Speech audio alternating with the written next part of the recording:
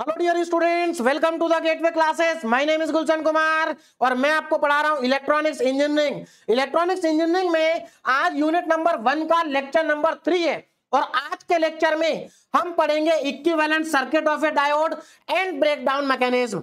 Lecture को start करने से पहले मैं आपको बता देता हूं कि गेटवे क्लासेस एप्लीकेशन पर AKTU BTech first year all branches के लिए सभी सब्जेक्ट के बैच अवेलेबल है। कॉम्बो पैक के अंदर आपको सभी सब्जेक्ट एक साथ मिल जाते हैं और सभी सब्जेक्ट के अंदर आपको पूरे सिलेबस के डिटेल लेक्चर्स मिलेंगे, वन शॉट रिवीजन वीडियो मिलेंगे, पीडीएफ नोट्स मिलेंगे और एकेटीयू पीवाईक्यूज मिलेंगे। और ये सब आपको मिलेगा गेटवे क्लासेस एप्लीकेशन पर। कोर्स का लिंक आपको वीडियो के डिस्क्रिप्शन में गिवन है। अगर किसी स्टूडेंट की कोई क्वेरी है तो आप हेल्पलाइन नंबर पर कॉल कर सकते हैं। इलेक्ट्रॉनिक्स इंजीनियरिंग की unit number 1 gateway classes application के साथ साथ यूट्यूब पर भी अवेलेबल रहेगी। लेकिन इलेक्ट्रॉनिक्स इंजीनियरिंग का पूरा सिलेबस पांचों यूनिट आपको केवल गेटवे क्लासेस एप्लीकेशन पर ही मिलेंगे। आज के लेक्चर के दोनों टॉपिक बहुत इजी हैं और आपको आसानी से समझ में आ जाएंगे अगर आपने लेक्चर नंबर 2 को कंप्लीट कर लिया है। लेक्चर नंबर 2 के अंदर हमने डायोड का बेसिक्स पढ़ा था और डायोड की वीआई कैरेक्टरिस्टिक्स पढ़ी थी, जिनका यूज हम आज के लेक्चर में करेंगे। तो आज के लेक्चर का हमारा पहला टॉपिक है equivalent circuit of a diode. इस टॉपिक के अंदर हम डायोड के इक्विवेलेंट सर्किट को बनाना सीखेंगे। देखिए, आगे चल के हम सर्किट के ऊपर बेस्ड न्यूमेरिकल सॉल्व करेंगे। तो जब हम सर्किट के ऊपर बेस्ड न्यूमेरिकल सॉल्व करते हैं तो वहां पर सर्किट में आपको डायोड दिखाई देगा, तो वहां पर आपको डायोड का इक्विवेलेंट सर्किट बनाना है। इसलिए आपको डायोड के इक्विवेलेंट सर्किट बनाने आने चाहिए। दूसरा, यूनिवर्सिटी एग्जाम में इस टॉपिक को डायरेक्ट पूछ लिया जाता है। आपसे एग्जाम में पूछा जाएगा कि write down the equivalent circuit of a diode, या फिर इसको ऐसे भी पूछा जा सकता है कि write down the approximation circuit of a diode. बात समझ में आ रही? तो चलिए स्टार्ट करते हैं और समझ लेते हैं कि सर्किट के डायोड के इक्विवेलेंट सर्किट को कैसे बनाते हैं। तो डायोड के 3 टाइप के इक्विवेलेंट सर्किट हैं। पहला है piecewise linear equivalent circuit, दूसरा है सिंप्लीफाइड इक्विवेलेंट सर्किट और तीसरा है equivalent circuit of an ideal diode. हम तीनों को 1 बाय 1 करके समझ लेते हैं और बनाना भी सीख लेते हैं। ध्यान दीजिएगा। देखिए, पहला हमारा है piecewise linear equivalent circuit, या आप इसको केवल लीनियर इक्विवेलेंट सर्किट भी कह सकते हैं। अब लास्ट लेक्चर में हमने डायोड का वीआई ग्राफ बनाया था, वीआई कैरेक्टरिस्टिक्स। तो आपको याद होगा जब हम वीआई कैरेक्टरिस्टिक्स बनाते हैं, वीआई ग्राफ बनाते हैं डायोड का, तो फॉरवर्ड बायसिंग में कैसा ग्राफ बनता है? ध्यान दीजिएगा। ये हमारा वाई एक्सिस पर हम आई लेते हैं और एक्स एक्सिस पर हम लेते हैं वी। तो जब हम फॉरवर्ड बायसिंग में ग्राफ बनाते हैं तो हमारा ग्राफ कुछ इस टाइप से बनता है, ऐसे यहां से इस तरह से जाएंगे और इसके बाद ये एक्सपोनेंशियल कर्व बनेगा। कैसा बनेगा? Exponential curve. मतलब यहां पर कर्व बनेगा, नॉन लीनियर यहां पर ग्राफ बनेगा। लीनियर ग्राफ नहीं बनता। कैसा बनता है? नॉन लीनियर बनता है। लेकिन क्योंकि यहां पर जो हम इक्विवेलेंट सर्किट बना रहे हैं वो अप्रोक्सीमेट बना रहे हैं, एग्जैक्ट नहीं बना रहे हैं। हमें यहां पर क्या करना है? अप्रोक्सीमेट बनाना है। तो ध्यान दीजिएगा। देखिए, जो प्रैक्टिकल डायोड होता है, प्रैक्टिकल डायोड, उसमें तो हमारा जो कर्व होता है वो नॉन लीनियर होता है। लेकिन piecewise linear equivalent circuit के अंदर हम क्या करते हैं? इस नॉन लीनियर ग्राफ को, इस नॉन लीनियर कैरेक्टरिस्टिक्स को हम स्ट्रेट लाइन से रिमूव कर देते हैं। इससे रिमूव कर देते हैं स्ट्रेट लाइन से। देखो, इस कर्व को हमने हटा दिया और इस कर्व की जगह क्या बना दी? एक स्ट्रेट लाइन बना दी, इंक्लाइन स्ट्रेट लाइन।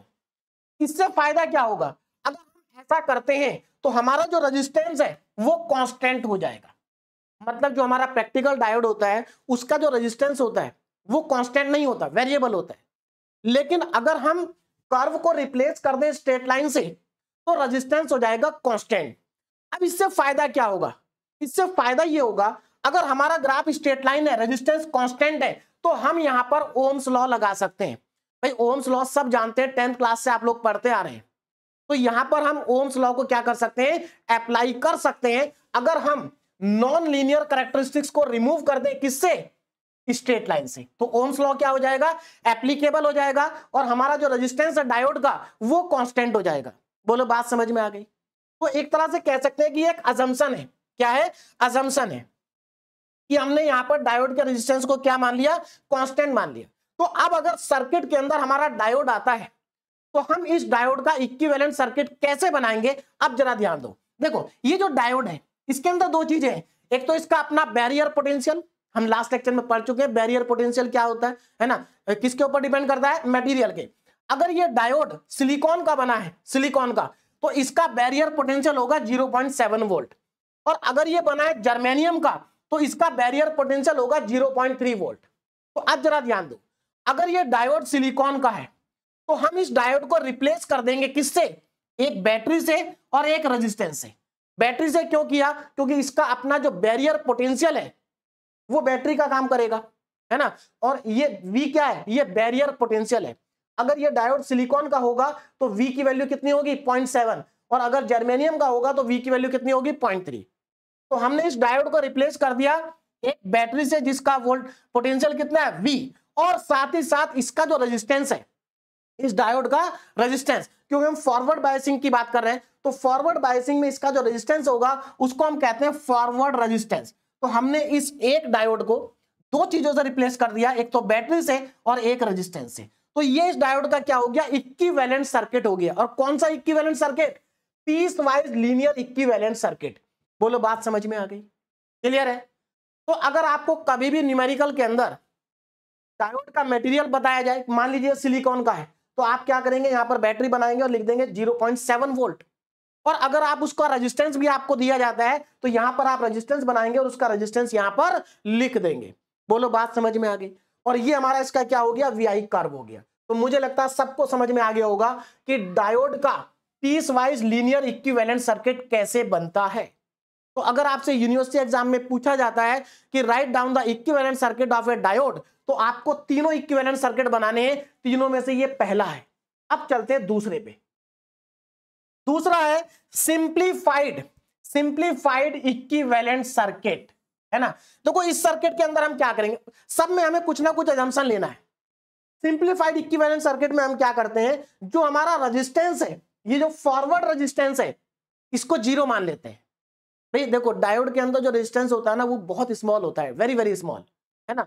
तो यहां पर क्या करते हैं, सिंप्लीफाइड इक्विवेलेंट सर्किट के अंदर क्या करते हैं, उस स्मॉल रेजिस्टेंस को 0 मान लेते हैं, नेग्लेक्ट कर देते हैं। और देखो वही लिखा है, since diode forward resistance is very small, बहुत स्मॉल है, तो इसको हम क्या कर सकते हैं, नेग्लेक्ट कर सकते हैं। और नेग्लेक्ट करने का मतलब है फॉरवर्ड रेजिस्टेंस हो गया 0। क्या हो गया, 0 हो गया। अब मुझे एक बात बताओ, अगर हमने रेजिस्टेंस को 0 मान लिया तो अब इस डायोड का इक्विवेलेंट सर्किट क्या बनेगा, सिर्फ एक बैटरी, कोई रेजिस्टेंस क्या हो चुका, 0। भाई यहां पर क्या था, यहां पर बैटरी भी थी, रेजिस्टेंस भी था, लेकिन क्योंकि हमने रेजिस्टेंस को 0 मान लिया तो अब केवल इसकी जगह बैटरी आएगी। और वोल्ट कितना होगा इसका, भाई अगर ये सिलिकॉन का है तो 0.7 वोल्ट, और अगर ये जर्मेनियम का है तो 0.3 वोल्ट। बोलो बात समझ में आ गई, क्लियर है। तो अगर कभी भी आपको न्यूमेरिकल में सर्किट के अंदर डायोड दिखाई दे और इस डायोड के ऊपर अगर मान लीजिए लिखा है सिलिकॉन, तो आप इसको रिमूव कर देंगे और यहां पर बैटरी बनाएंगे और लिख देंगे 0.7 वोल्ट। और अगर यहां पर लिखा है जर्मेनियम तो बैटरी बनाएंगे और यहां पर लिख देंगे आप 0.3 वोल्ट। बोलो बात समझ में आ गई, क्लियर है। अब चलते, अच्छा इसका, क्योंकि हमने यहां पर रेजिस्टेंस को क्या मान लिया, 0, तो VI ग्राफ समझ लेते हैं। देखो अब हमने रेजिस्टेंस को 0 मान लिया, तो सीधी सी बात है, अगर हम रेजिस्टेंस को 0 मान लेंगे तो जो हमारा फॉरवर्ड बायसिंग में ग्राफ होगा क्या होगा, देखो यहां तक ये क्या होता है, नी वोल्टेज होता है। तो सीधी सी बात है, इसका अपना नी वोल्टेज बैरियर पोटेंशियल है। तो ये डायोड जब तक ऑन नहीं होगा जब तक हम इससे ज्यादा वोल्टेज अप्लाई ना करें। तो सीधी सी बात है, जब हम वोल्टेज को अप्लाई करेंगे और जब हमारा वोल्टेज नी वोल्टेज से ज्यादा हो जाएगा तो उसके बाद क्या होगा, कोई पोटेंशियल ड्रॉप नहीं होगा। क्यों, क्योंकि हमने इसके रेजिस्टेंस को 0 मान लिया। भाई जब रेजिस्टेंस को 0 मान लिया तो पोटेंशियल ड्रॉप नहीं होगा। तो इसलिए देखो यहां पर जो हमारा VI कर्व है वो वर्टिकल लाइन बन गई। क्यों वर्टिकल लाइन बनी, क्योंकि रेजिस्टेंस 0 है, और जब रेजिस्टेंस 0 होता है तो कोई पोटेंशियल ड्रॉप नहीं होता, तो ये क्या होगा, सीधा ऊपर चला जाएगा। तो ये हमारा क्या हो गया, VI कर्व। तो देखो जब रेजिस्टेंस 0 होता है तो ये वर्टिकल लाइन बन जाती है, और जब रेजिस्टेंस कांस्टेंट होता है तो इंक्लाइन लाइन बनती है, और जब रेजिस्टेंस वेरिएबल होता है जैसा कि हमारा प्रैक्टिकल डायोड है तो उसमें एक्सपोनेंशियल कर्व बनता है। बोलो बात समझ में आ गई। अब हम चलते हैं थर्ड पे। थर्ड जो हमारा इक्विवेलेंट सर्किट है, equivalent circuit of an ideal diode, मतलब ये आइडियल डायोड का इक्विवेलेंट सर्किट है, इसको हम आइडियल इक्विवेलेंट सर्किट भी कह सकते हैं। आइडियल इक्विवेलेंट सर्किट, बुक में यही लिखा होता है आइडियल इक्विवेलेंट सर्किट। तो एक्चुअल में हम आइडियल डायोड का क्या बनाने जा रहे हैं, इक्विवेलेंट सर्किट बनाने जा रहे हैं। अब देखो आइडियल डायोड का मतलब क्या है, आइडियल डायोड का मतलब ये है कि यहां पर सारी वैल्यूज जीरो हो जाएंगी। देखो ध्यान दो, जो हमारा डायोड है भाई, जो डायोड है इसका मैं पहले बता चुका हूं फॉरवर्ड रेजिस्टेंस स्मॉल होता है, तो हम उसको नेग्लेक्ट कर सकते हैं। दूसरा, जो डायोड है उसका जो बैरियर पोटेंशियल होता है वो भी स्मॉल होता है। भाई हम अप्लाई तो ज्यादा करते हैं ना, उसके कंपैरिजन में जो बैरियर पोटेंशियल होता है वो क्या होता है, स्मॉल होता है। तीसरा, डायोड में जो रिवर्स सैचुरेशन करंट होता है रिवर्स बायसिंग में, वो भी बहुत स्मॉल होता है। तो अगर हम इन तीनों को जीरो मान लें तो हमारा जो डायोड है वो आइडियल डायोड कहलाता है। क्या कहलाता है, आइडियल डायोड। तो कोई भी डायोड आइडियल कब होगा, अगर उसका फॉरवर्ड रेजिस्टेंस जीरो है, अगर उसका बैरियर पोटेंशियल जीरो है मतलब नी वोल्टेज, और अगर उसमें रिवर्स सैचुरेशन करंट भी जीरो है, तो हम कह सकते हैं डायोड कैसा है, आइडियल डायोड है। अब देखो, अगर आपने रिवर्स सैचुरेशन करंट को जीरो कर दिया, फॉरवर्ड रेजिस्टेंस को भी जीरो कर दिया और बैरियर पोटेंशियल को भी खत्म कर दिया, तो अब जो ये डायोड होगा, ये डायोड तो सिंपल वायर की तरह काम करेगा ना एक तरह से। ध्यान देना जरा फॉरवर्ड बायसिंग में। अब ध्यान दो, अब यहां पर दो केस हैं। जब हम आइडियल डायोड को फॉरवर्ड बायसिंग में यूज करेंगे तो ये परफेक्ट स्विच की तरह काम करेगा। जब हम आइडियल डायोड को सर्किट में यूज करेंगे तो ये परफेक्ट स्विच की तरह काम करेगा। अब जरा ध्यान देना, अगर आइडियल डायोड फॉरवर्ड बायस में यूज करेंगे तो क्या होगा। देखो, अगर हम आइडियल डायोड को फॉरवर्ड बायस में यूज कर रहे हैं तो देखो क्या होगा भाई, सीधी सी बात है, इस डायोड का रेजिस्टेंस क्या है, जीरो, बैरियर पोटेंशियल क्या है, जीरो। तो जब हम इसको फॉरवर्ड बायसिंग में यूज करेंगे तो इसमें कोई रेजिस्टेंस नहीं है, इसका मतलब इसमें कोई वोल्टेज ड्रॉप नहीं होगा। दूसरा, इसका बैरियर पोटेंशियल भी जीरो है, बैरियर पोटेंशियल भी जीरो है। इसका मतलब ये हुआ, ये जो डायोड है ये शॉर्ट सर्किट की तरह काम करेगा, मतलब क्लोज स्विच की तरह काम करेगा। बात समझ में आ रही, वही लिखा है, the switch is close if the diode is forward bias. अगर हम इस डायोड को फॉरवर्ड बायस कर दें तो ये क्या करेगा, क्लोज स्विच की तरह काम करेगा, शॉर्ट सर्किट हो जाएगा। क्या हो जाएगा, शॉर्ट सर्किट। क्लियर है, समझ में आ गया। तो जो आइडियल डायोड होता है वो फॉरवर्ड बायसिंग में स्विच की तरह काम करता है, क्लोज स्विच की तरह काम करता है, मतलब यहां पर शॉर्ट सर्किट हो जाता है। क्लियर है। और जब हम इसी आइडियल डायोड को रिवर्स बायस में यूज करेंगे तो देखो सीधी सी बात है, जब हम इसको रिवर्स बायस में यूज करेंगे तो रिवर्स सैचुरेशन करंट जीरो है, इसका मतलब सर्किट क्या हो जाएगा, ओपन हो जाएगा।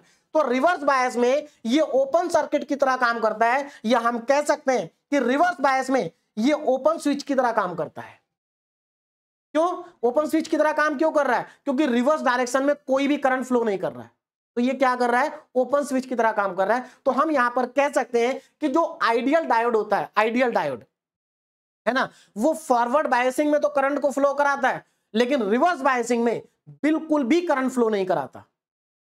रिवर्स सैचुरेशन करंट क्या हो जाता है, जीरो हो जाता है। तो मुझे लगता है अब आपको समझ में आ गया होगा कि अगर आइडियल डायोड है, मान लो न्यूमेरिकल में आपको डायोड गिवन है और इस डायोड के ऊपर सिलिकॉन जर्मेनियम कुछ नहीं लिखा है, तो इसका मतलब क्या होगा, आइडियल डायोड होगा। देखो ध्यान से समझो मेरी बात को, अगर सर्किट के अंदर डायोड लगा है और आपको डायोड के बारे में कुछ नहीं बताया गया कि वो कौन से मटेरियल का है, कोई वैल्यू आपके पास गिवन नहीं है, तो इसका मतलब वो डायोड क्या होगा, आइडियल होगा। और अगर वो आइडियल डायोड है और वो फॉरवर्ड बायसिंग में लगा है तो वो क्लोज स्विच की तरह काम करेगा, और वो अगर रिवर्स बायसिंग में लगा है तो ओपन स्विच की तरह काम करेगा, ओपन सर्किट की तरह काम करेगा। बात समझ में आ गई, अगर आइडियल है तो। क्योंकि आगे चल के हम बहुत सारे टॉपिक पढ़ेंगे, रेक्टिफायर पढ़ेंगे, क्लिपर पढ़ेंगे, क्लैम्पर पढ़ेंगे, तो वहां पर जब हम न्यूमेरिकल सॉल्व करेंगे तो वहां पर आपको डायोड दिखाई देगा।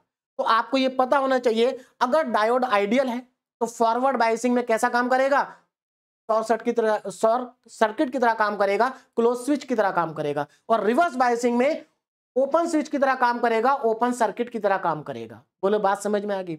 और अगर डायोड के ऊपर मटेरियल लिखा हुआ है, अगर डायोड के ऊपर मटेरियल लिखा हुआ है तो आप क्या करेंगे, उसको बैटरी से रिप्लेस कर देंगे और उसके वोल्टेज को लिख देंगे। बात समझ में आ रही है। और अगर आपको रेजिस्टेंस भी गिवन है डायोड का तो उसके बाद आप इससे रिप्लेस करेंगे। लेकिन मैं आपको बता दूं 99% न्यूमेरिकल में या तो ये वाला केस यूज होता है जहां पर रेजिस्टेंस जीरो होता है, केवल आपको बैटरी से रिप्लेस करना होता है, या फिर आपका ये केस यूज होता है जहां पर आप उसको आइडियल मान लेते हैं। क्लियर है? अब हम कुछ न्यूमेरिकल सॉल्व करेंगे सर्किट के ऊपर बेस्ड, लेकिन आप अच्छे से जानते हैं जब हम सर्किट के न्यूमेरिकल सॉल्व करते हैं तो मैक्सिमम जगह पर हम केवीएल मतलब किरचॉफ वोल्टेज लॉ और किरचॉफ करंट लॉ को अप्लाई करते हैं। ये ऐसा नहीं कि आपके सिलेबस में नहीं है, लेकिन सर्किट के न्यूमेरिकल को सॉल्व करने के लिए हमें ये दोनों लॉ आने चाहिए। तो मैं जस्ट आपको एक बार रिवाइज करा रहा हूं, आप लोगों ने क्लास 12th में बहुत ज्यादा इनका यूज किया होगा, है ना, और बहुत सिंपल होते हैं दोनों, बस यहां पर शॉर्ट में रिवाइज कर लेते हैं, उसके बाद हम आगे हमारे पास न्यूमेरिकल्स हैं, इनमें मैं आपको अप्लाई करके दिखाऊंगा किरचॉफ करंट लॉ को भी और किरचॉफ वोल्टेज लॉ को भी। तो एक बार रिवाइज कर लेते हैं क्या कहता है, ध्यान दीजिए। ये एग्जाम में नहीं पूछे जाएंगे आपसे क्योंकि हमारे सिलेबस का पार्ट नहीं है। देखो किरचॉफ करंट लॉ क्या कहता है। पहली बात तो किरचॉफ करंट लॉ जो होता है ये जंक्शन पे लगता है। जंक्शन मतलब जहां पर 3 या 3 से ज्यादा वायर क्या हो रहे हो, मतलब एक ही पॉइंट पर जहां 3 या 3 से ज्यादा वायर हो उसको हम जंक्शन कहते हैं। जैसे कि इसमें तो कोई जंक्शन है नहीं, है ना, इस सर्किट में देखो ये जो पॉइंट है ये जंक्शन है क्योंकि यहां पर आपको 1 2 3 वायर दिखाई दे रहे हैं, तो ये जंक्शन है, ये भी जंक्शन है, ये जंक्शन नहीं है, इसको आप नोड कह सकते हैं पर ये जंक्शन नहीं है। तो जो किरचॉफ करंट लॉ होता है ये जंक्शन पर अप्लाई होता है। और ये लॉ क्या कहता है आपसे कि sum of current entering the junction, मतलब उस जंक्शन पे जितना करंट एंटर हो रहा होगा is equal to sum of current leaving the junction. वो किसके बराबर होगा, जितना वहां से करंट लीव कर रहा होगा उन सबका सम। मतलब कुछ आप इसको इस तरह से समझ सकते हैं कि मान लीजिए ये एक वायर है और यहां से ये एक जंक्शन है। देखो तो अगर मान लीजिए मैं आपसे कहता हूं कि यहां से 5 एम्पियर करंट फ्लो कर रहा है, उसके बाद यहां से कुछ करंट ऊपर चला गया, कुछ करंट नीचे चला गया, तो सीधी सी बात है देखो इस जंक्शन पे जितना करंट एंटर करेगा उतना ही करंट तो लीव करेगा। इसका मतलब इन दोनों की वैल्यू अगर मैं आपसे पूछूं I1 और I2 कितना होगा तो दोनों का सम 5 एम्पियर के बराबर होगा। और यही लॉ यहां पर लिखा है कि sum of current entering the junction, junction पे जितना करंट एंटर करेगा उतना ही करंट जंक्शन से क्या करेगा, लीव करेगा। बात समझ में आ रही है? ये हमारा किरचॉफ करंट लॉ। अभी जब न्यूमेरिकल में यूज करेंगे आपको सब समझ में आ जाएगा और अच्छे से। अब बात करते हैं किरचॉफ वोल्टेज लॉ की।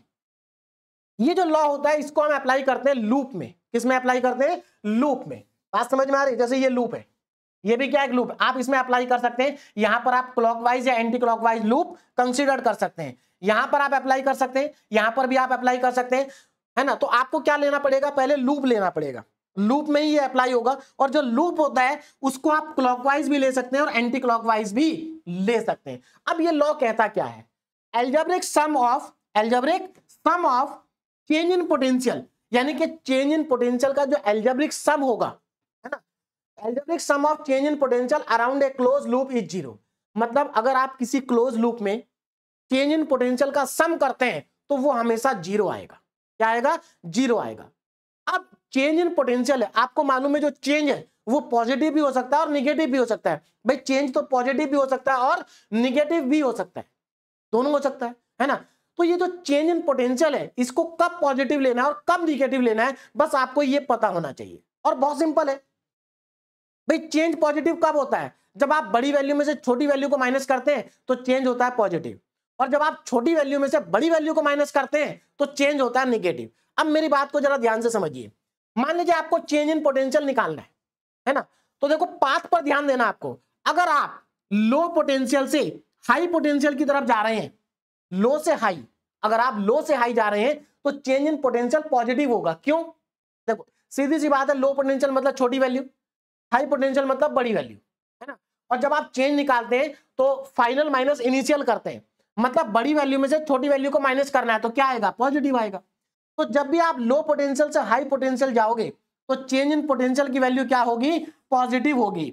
और आप अच्छे से जानते हैं लो पोटेंशियल का मतलब क्या होता है, लो पोटेंशियल का मतलब होता है निगेटिव, है ना, और हाई पोटेंशियल का मतलब है पॉजिटिव। मतलब ऐसा हमेशा नहीं है, पर आप यहां पर कंसीडर कर सकते हैं कि लो पोटेंशियल कहां पर होगा, निगेटिव पे, और हाई पोटेंशियल क्या होगा, पॉजिटिव पे होगा। तो जब आप निगेटिव से पॉजिटिव जाएंगे तो आपकी वैल्यू पॉजिटिव होगी। आप ऐसे भी याद, तो कोई याद रखने के अपने अपने तरीके हैं। या तो आप ऐसे याद रखिए कि जब हम लो से हाई जाएंगे तो पॉजिटिव होगा, और जब हम हाई से लो जाएंगे तो निगेटिव होगा। क्यों, क्योंकि फाइनल माइनस इनिशियल, छोटी वैल्यू में से बड़ी वैल्यू को जब माइनस करेंगे तो निगेटिव आएगा। तो अगर आप हाई पोटेंशियल से लो पोटेंशियल जाते हैं तो आपको निगेटिव वैल्यू मिलेगी। या आप ऐसा भी याद रख सकते हैं कि जब आप पॉजिटिव से निगेटिव जाएंगे, पॉजिटिव से निगेटिव जाएंगे तो निगेटिव मिलेगा, और निगेटिव से पॉजिटिव जाएंगे तो पॉजिटिव मिलेगा। बोलो बात समझ में आ गई। एक और चीज जो आपको हमेशा याद रखनी है और आपको पता होनी चाहिए और पहले से पता भी होगी कि जो करंट होता है वो हमेशा, current is always flow from high potential to low potential. मतलब करंट हमेशा हाई पोटेंशियल से लो पोटेंशियल की तरफ भी क्या करता है, फ्लो करता है। तो यहां पर मैंने आपको दोनों लॉ का शॉर्ट में एक बार रिवीजन कराया है, बाकी इनको मैं अब न्यूमेरिकल में अप्लाई करूंगा तो आपको और अच्छे से समझ में आ जाएगा। सर्किट के ऊपर बेस्ड बहुत न्यूमेरिकल हमें यूनिट नंबर 1 में सॉल्व करने। आगे आगे जैसे बढ़ेंगे सारी चीजें आपको क्लियर होती जाएंगी। पहला न्यूमेरिकल हमारे पास आ गया जो सर्किट के ऊपर बेस्ड है, ध्यान दीजिएगा। For the given diode configuration, ये हमारे डायोड की कॉन्फ़िगरेशन है। Determine current in the circuit, हमें इस सर्किट के अंदर करंट को क्या करना है, डिटरमाइन करना है, कैलकुलेट करना है। देखिए ये जो न्यूमेरिकल है, ये न्यूमेरिकल बहुत ज्यादा इंपॉर्टेंट नहीं है, लेकिन सिलेबस का पार्ट है तो एग्जाम में पूछे भी जा सकते हैं और काफी साल पहले पूछे भी गए हैं, है ना। लेकिन ये न्यूमेरिकल करना इसलिए जरूरी है आपको क्योंकि आपको यहां पर डायोड का इक्विवेलेंट सर्किट का जो कॉन्सेप्ट है वो अच्छे से क्लियर हो जाएगा, और जब हम आगे जाके रेक्टिफायर, क्लिपर, क्लैंपर पढ़ेंगे तो उनके न्यूमेरिकल को सॉल्व करने में हमें कोई दिक्कत नहीं आएगी। तो चलिए स्टार्ट करते हैं। पहला क्वेश्चन ध्यान दीजिएगा। तो ये हमारा डायोड की कॉन्फ़िगरेशन है, हमें इस सर्किट के अंदर करंट को कैलकुलेट करना है। ये हमारा सर्किट है। देखो जो व्हाइट कलर से डायग्राम बना है ये क्वेश्चन का ही पार्ट है। अगर एग्जाम में ये क्वेश्चन आता है तो वहां पर ये डायग्राम बना होगा। क्लियर है। चलिए अब हमें इसे सॉल्व करना है, ध्यान दीजिएगा। यहां से अब सॉल्यूशन स्टार्ट कर रहा हूं मैं, सॉल्यूशन। तो यहां से हमारा सॉल्यूशन स्टार्ट होगा, है ना। अब जरा ध्यान दो, ये मेरे पास एक सर्किट है। देखो यहां पर बैटरी लगी है या सेल आप कह सकते हैं, है ना। इसका ये निगेटिव टर्मिनल, ये पॉजिटिव, मतलब ये लो पोटेंशियल, ये हाई पोटेंशियल। भाई पॉजिटिव का मतलब हाई पोटेंशियल, निगेटिव का मतलब लो पोटेंशियल। तो हमें क्या करना पड़ेगा, इस सर्किट में करंट कैलकुलेट करना है। तो भाई करंट कैलकुलेट करना, कहीं पर करंट दिया तो नहीं है, तो एक काम करते हैं, जो बैटरी लगी है इस बैटरी से पहले करंट को निकाल लेते हैं। तो आपको मालूम है current is always flow from positive to negative, high potential to low potential. तो ये हाई पोटेंशियल है, इसका मतलब करंट कहां फ्लो करेगा, करंट यहां से ऊपर ऐसे फ्लो करेगा, है ना। तो मैं यहां पर करंट को ड्रॉ कर लेता हूं, ध्यान दीजिएगा। मतलब हम यहां पर करंट हमारा ऐसे फ्लो करेगा, ये इस डायरेक्शन में। और कितना करंट फ्लो करेगा, मान लेता हूं कि आई करंट फ्लो कर रहा है। बोलो बात समझ में आई। तो हमने क्या करा, इस बैटरी से करंट को निकाल लिया। करंट गिवन नहीं था तो हम अपने आप ले सकते हैं। क्लियर है। अब ये करंट इस सर्किट में फ्लो करेगा और हमें इस आई की वैल्यू को क्या करना है, कैलकुलेट करना है। तो ध्यान दीजिएगा कैसे कैलकुलेट करेंगे, बहुत सिंपल है, बहुत ज्यादा इजी है कैलकुलेट करना, बस यहां पर आपको ध्यान देना है। चलिए देखो, हमें यहां पर करंट को कैलकुलेट करना है। वैसे तो आप डायरेक्ट भी कर सकते हैं क्लास 10th वाले मेथड से, लेकिन हम यहां पर केवीएल अप्लाई करेंगे, किरचॉफ्स वोल्टेज लॉ, क्योंकि हम आगे के न्यूमेरिकल में भी उसी को अप्लाई करना है। चलिए अब यहां पर हमें केवीएल अप्लाई करना है, तो सबसे पहले हमें क्या करना पड़ेगा, यहां पर एक लूप लेना पड़ेगा। लूप आप क्लॉकवाइज भी ले सकते हैं, एंटी क्लॉकवाइज भी ले सकते हैं। मैं मैक्सिमम जगह पर क्लॉकवाइज लूंगा, बाकी आपकी मर्जी, आप कुछ भी ले सकते हैं। तो देखिए यहां पर मैं क्लॉकवाइज एक लूप कंसीडर कर लेता हूं कुछ इस तरीके से। ये मैंने लूप ले लिया और मैं यहां पर लगा रहा हूं केवीएल, किरचॉफ्स वोल्टेज लॉ। अब जरा ध्यान दो, देखो कितना इजी है केवीएल। भाई हम कहीं से भी स्टार्ट कर सकते हैं, हमें क्लॉकवाइज चलना है, आप कहीं से भी स्टार्ट करिए, कोई प्रॉब्लम नहीं है, किसी भी पॉइंट से स्टार्ट करिए। मैं एक काम करता हूं, इस पॉइंट से स्टार्ट कर लेता हूं, इस पॉइंट से।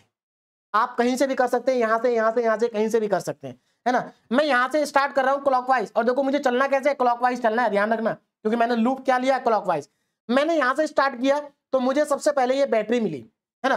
तो देखो ये लो पोटेंशियल, ये हाई पोटेंशियल, मतलब मैं लो से हाई में जा रहा हूं, निगेटिव से पॉजिटिव जा रहा हूं, तो इसका पोटेंशियल क्या हो गया, पॉजिटिव। देखो यही तो लिखा था, जब आप निगेटिव से पॉजिटिव जाएंगे तो आप पॉजिटिव लेंगे, चेंज इन पोटेंशियल, और जब आप पॉजिटिव से निगेटिव जाएंगे तो निगेटिव लेंगे। हम यहां पर निगेटिव से पॉजिटिव जा रहे हैं, तो इसका मतलब ये वैल्यू हमें क्या लेनी है, पॉजिटिव लेनी है। तो सबसे पहले मैं यहां पर लिख देता हूं apply KVL, apply Kirchhoff's voltage law in the circuit. तो यहां पर मैं अप्लाई करने जा रहा हूं, ध्यान से देखो। तो मैं निगेटिव से पॉजिटिव जा रहा हूं, तो ये वैल्यू मेरी पॉजिटिव होगी 5। आगे देखो, ये वैल्यू कितनी होगी, पॉजिटिव होगी 5। अब यहां के बाद मैं इस पर पहुंचा, अच्छा ये डायोड है भाई, पहले मैं आपको इक्विवेलेंट सर्किट समझा देता हूं इसका। ये हमारा गिवन सर्किट है और ये इसका इक्विवेलेंट सर्किट है। अब ये भी हम पढ़ चुके हैं डायोड का इक्विवेलेंट सर्किट। तो ये मेरा डायोड है, देखो इस डायोड के ऊपर क्या लिखा, सिलिकॉन लिखा है। इसका मतलब मैं इस डायोड को एक बैटरी से रिप्लेस कर सकता हूं और इस बैटरी का पोटेंशियल कितना होगा 0.7, क्योंकि ये सिलिकॉन है। सिलिकॉन के लिए वैल्यू कितनी होती है 0.7, ये आपको याद होनी चाहिए, है ना। तो मैंने इस डायोड को रिप्लेस कर दिया 0.7 से। क्या हमें इस डायोड का रेजिस्टेंस के बारे में कहीं कुछ कहा गया क्या, कुछ नहीं कहा गया। इसका मतलब रेजिस्टेंस 0 है। क्या है, रेजिस्टेंस 0 है। तो ये इसका इक्विवेलेंट सर्किट बन गया। बाकी ये तो रेजिस्टेंस ही है। अब चलिए अब आगे बढ़ते हैं ना। तो यहां पर हम निगेटिव से पॉजिटिव गए, मैंने यहां पर 5 लिखा, मेरा चेंज इन पोटेंशियल पॉजिटिव हो गया। अब मैं यहां पहुंचा इधर, अब ये अगेन मुझे यहां पर क्या मिला, एक बैटरी मिली जिसका वोल्टेज कितना है 0.7। अब बताओ ये निगेटिव होगा कि पॉजिटिव होगा। देखो यहां पर अगर आप ध्यान दें तो यहां पर आप पॉजिटिव से निगेटिव की तरफ जा रहे हैं। भाई बैटरी का जो छोटा वाला डंडा होता है ये निगेटिव को रिप्रेजेंट करता है और जो बड़े वाला डंडा है ये किसको रिप्रेजेंट करता है, पॉजिटिव को। तो आप पॉजिटिव से निगेटिव जा रहे हैं, इसका मतलब चेंज इन पोटेंशियल निगेटिव होगा, मतलब 5 माइनस 0.7। और आगे चलते हैं। अब हम यहां पर आए, अब मुझे बताओ यहां पर करंट किस डायरेक्शन में फ्लो कर रहा है। भाई करंट यहां पर फ्लो कर रहा है इस डायरेक्शन में, इसी डायरेक्शन में करंट फ्लो कर रहा है ना। भाई ये करंट ऐसे फ्लो कर रहा है ना। और करंट जो है वो हमेशा हाई पोटेंशियल से लो पोटेंशियल की तरफ फ्लो करता है। इसका मतलब यहां पर हुआ हाई पोटेंशियल और यहां पर हुआ लो पोटेंशियल, क्योंकि इस रेजिस्टेंस के अक्रॉस पोटेंशियल ड्रॉप होगा। तो ये हाई और ये लो, क्योंकि करंट की डायरेक्शन में हम जा रहे हैं, हम करंट के डायरेक्शन में जा रहे हैं, तो हम हाई पोटेंशियल से लो पोटेंशियल जा रहे हैं। बोलो बात समझ में आ गई। अब मुझे बताओ यहां कितना पोटेंशियल आएगा। अब पोटेंशियल देखिए, आप ओम्स लॉ जानते हैं, V इक्वल टू होता है IR। V इक्वल टू क्या है, IR। तो यहां पर I करंट, I क्या है, करंट है। तो करंट कितना है यहां पर, I। बोलो बात समझ में आ रही। करंट कितना फ्लो कर रहा है, I करंट फ्लो कर रहा है। और रेजिस्टेंस कितना 10। तो इसका मतलब यहां पर V की वैल्यू कितनी हो गई 10I। तो यहां पर पोटेंशियल ड्रॉप, पोटेंशियल चेंज कितना हुआ 10I का हुआ, तो माइनस का 10I इज इक्वल टू 0। कुछ और तो बचा नहीं। देखो हम यहां से स्टार्ट किया, हमने वापस घूम के हम यहीं पर आ गए, तो हमारा केवीएल क्या हो गया, अप्लाई हो गया। बस अब हमें यहां पर I की वैल्यू को कैलकुलेट करना है। कितनी आएगी I की वैल्यू, 5 माइनस ये अगर माइनस करेंगे तो 4.3 माइनस 10I है ना, माइनस का 10I, या इसको इक्वल टू में लिख देता हूं मैं। अगर इक्वल टू में लेकर जाएंगे तो ये प्लस का 10I हो गया। और यहां से जब हम I को कैलकुलेट करेंगे तो I इज इक्वल टू 4.3 और अपॉन में 10, तो यहां से I की वैल्यू आ गई आपके पास 0.43। और यूनिट क्या होगी करंट की, एम्पियर होगी, क्योंकि रेजिस्टेंस ओम में दिया है। तो यहां पर 0.43 एम्पियर हमारा जो न्यूमेरिकल था वो कंप्लीट हो गया। पहला न्यूमेरिकल बहुत सिंपल सा न्यूमेरिकल मैंने लिया। न्यूमेरिकल सारे ही सिंपल है, लेकिन ये कुछ ज्यादा ही सिंपल था क्योंकि यहां पर एक ही लूप था, इसलिए यहां पर हमारा करंट आ गया कि सर्किट में करंट कितना है। अब मान लो अगर आपसे मान लीजिए पूछा होता कि इस रेजिस्टेंस के अलावा कितना पोटेंशियल ड्रॉप होगा, कैलकुलेट करिए। मतलब यहां पर V की वैल्यू अगर आपसे पूछ ली जाए तो कैसे निकालेंगे। भाई रेजिस्टेंस 10 है और हमारे पास I ये रहा, तो ओम्स लॉ से V इक्वल टू IR, मतलब इसको 10 से मल्टीप्लाई कर देंगे, आंसर आ जाएगा। पोटेंशियल ड्रॉप हमें पता चल जाएगा, 4.3 आएगा आंसर। अगर पूछा होता तो यहां पर पूछा नहीं है। अगले क्वेश्चन पर चलते हैं, ध्यान दीजिएगा। देखिए, determine I1 I2 ID2 for the following circuit. देखो ये हमें सर्किट क्वेश्चन में गिवन होगा। जो व्हाइट कलर से डायग्राम बना है ये क्वेश्चन का पार्ट है ना। यहां से नीचे से मैं सॉल्यूशन स्टार्ट करूंगा, यहां से सॉल्यूशन है, क्लियर है। इक्विवेलेंट सर्किट मैंने पहले से बना रखा है, इसको मैं आपको समझा देता हूं, ध्यान दीजिएगा।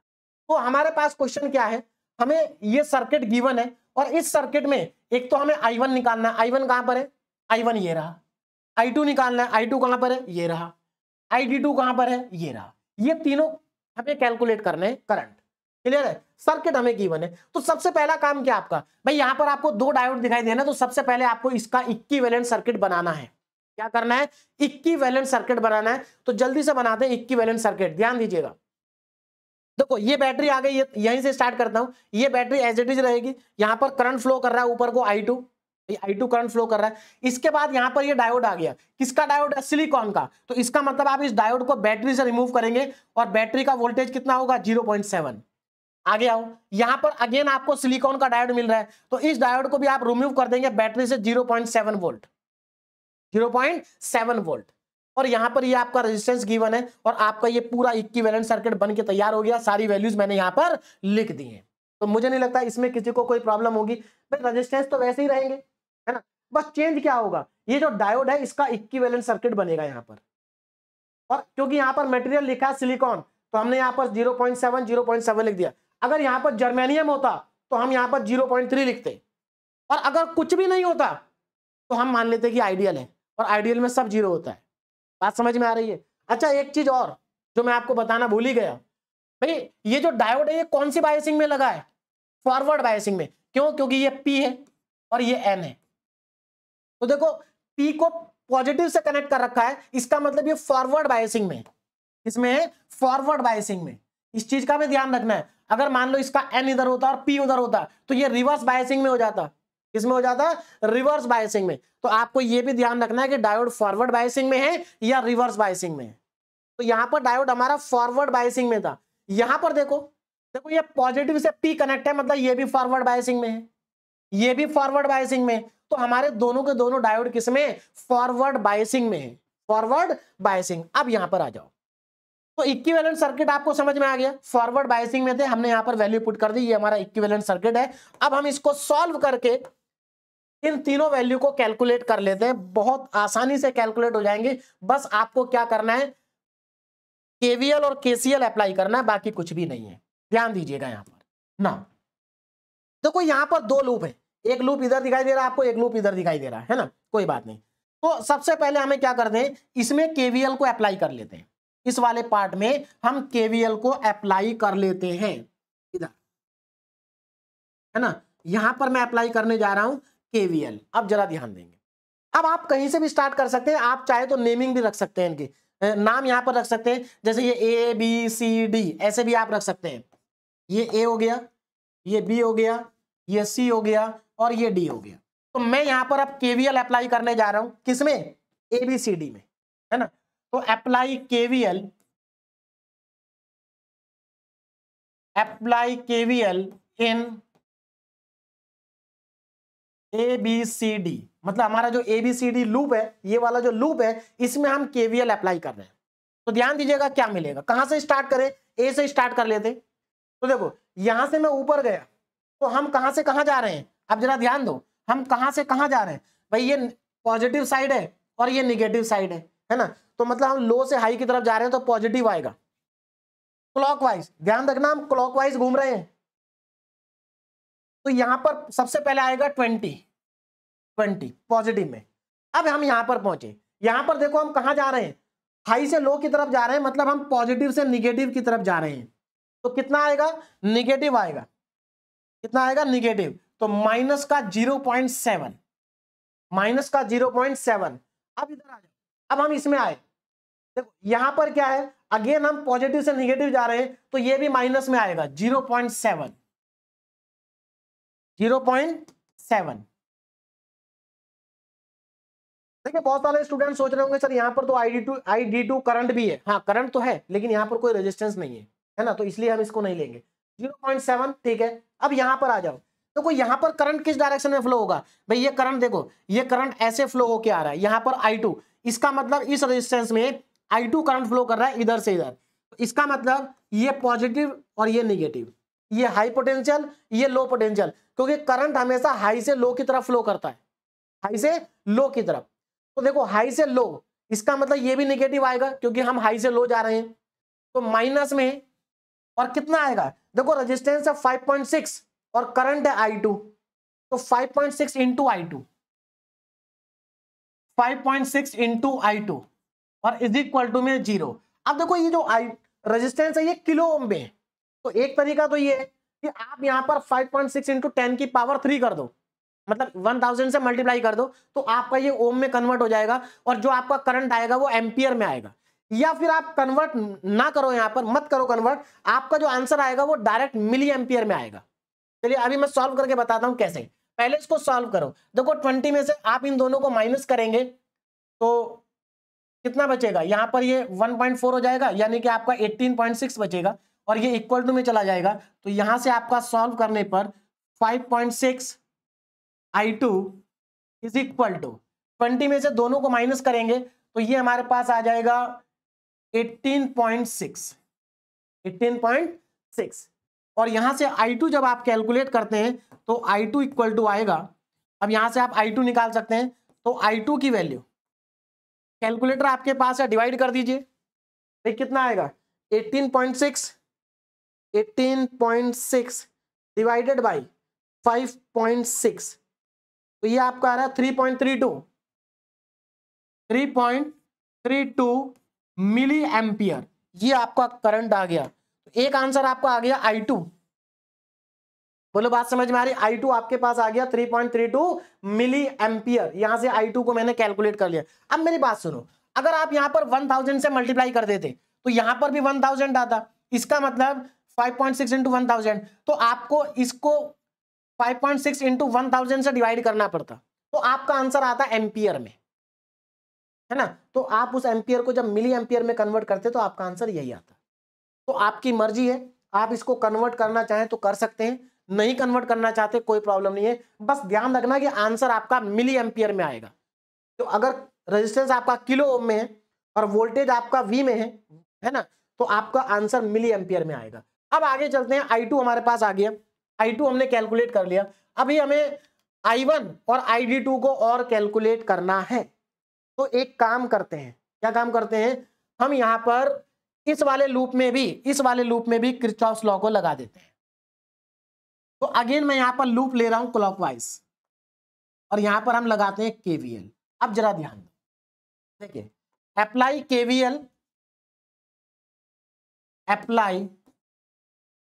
KVL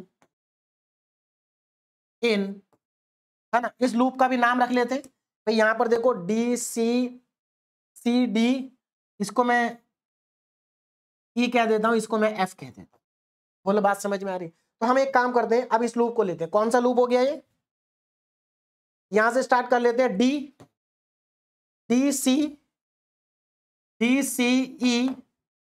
DCEF, ये हमारा लूप हो गया, बोलो बात समझ में आ रही है। अब इसमें KVL लगाएंगे तो देखो कितना आएगा ना, यहां से स्टार्ट करते हैं D से, हम यहां से ऊपर गए तो देखो लो पोटेंशियल से कहां गए, हाई पोटेंशियल पे, तो पॉजिटिव आएगा 0.7, है ना, इधर गए। अब इधर आ जाओ, देखो अब यहां पर करंट देखो कहां से कहां फ्लो कर रहा है, करंट इधर फ्लो कर रहा है, इसका मतलब ये हाई पोटेंशियल, ये लो पोटेंशियल, अगेन हम हाई से लो की तरफ जा रहे हैं, हाई से लो की तरफ। देखो यहां से हम ऊपर गए तो हम लो से हाई गए, 0.7 आया, यहां पर हम अगेन करंट क्योंकि ऐसे फ्लो कर रहा है तो हम हाई से लो की तरफ जा रहे हैं, तो कितना आएगा, अगेन प्लस में आएगा, और 3.3 रेजिस्टेंस है, और करंट कितना है, देखो यहां से करंट फ्लो कर रहा है I1, तो ये I1 आएगा, कितना आएगा I1, बोलो बात समझ में आ रही है ना।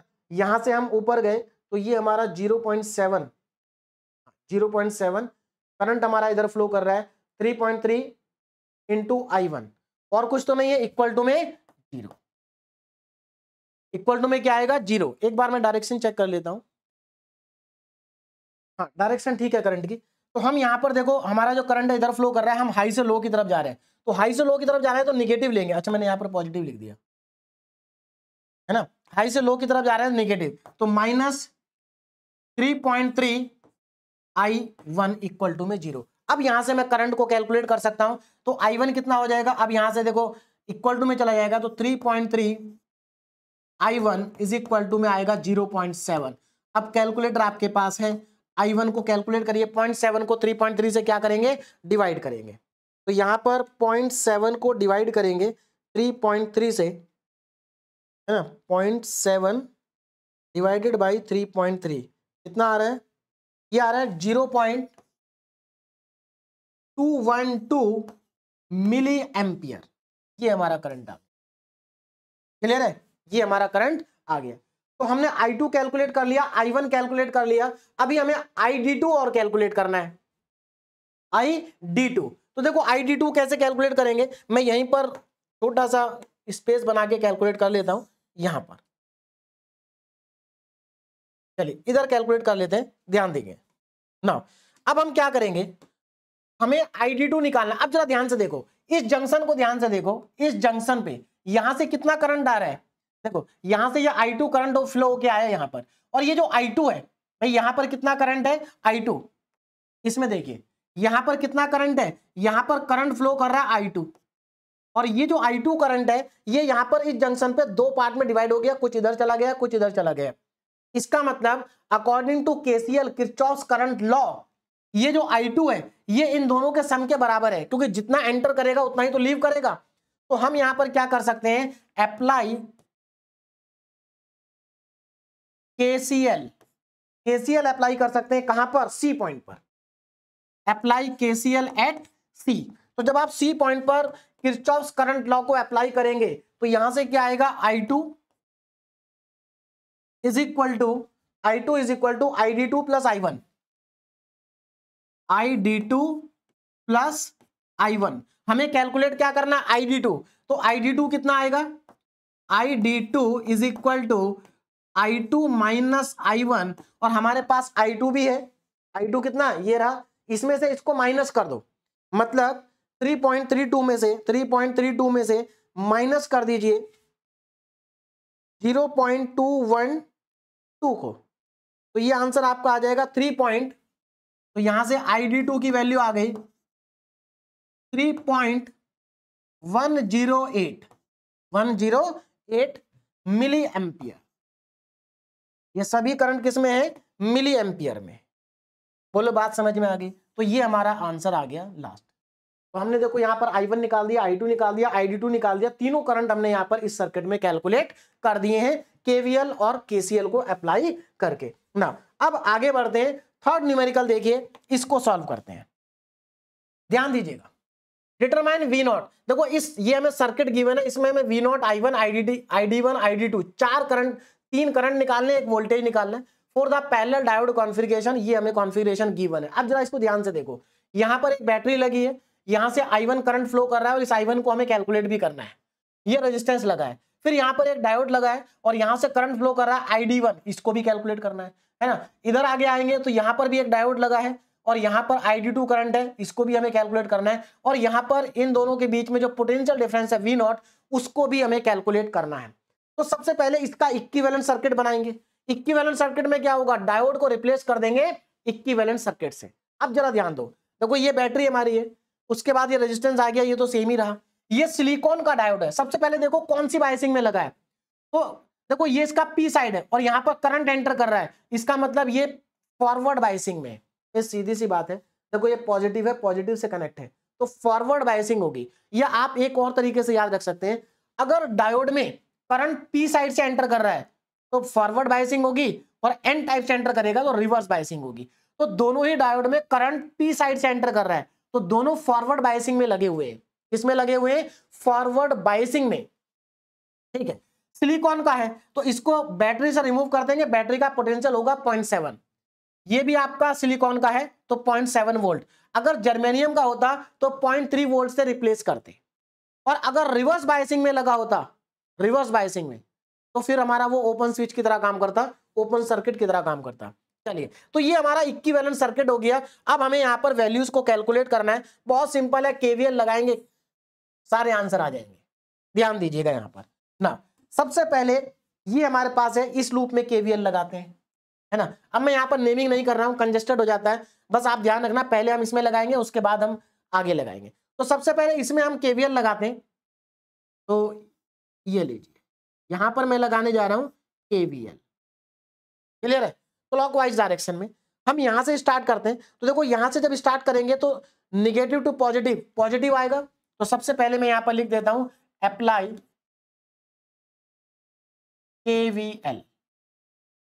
चलिए अब देखिए जरा, तो यहां पर देखो निगेटिव से पॉजिटिव जा रहे हैं, ये प्लस का 10 आएगा, पॉजिटिव 10।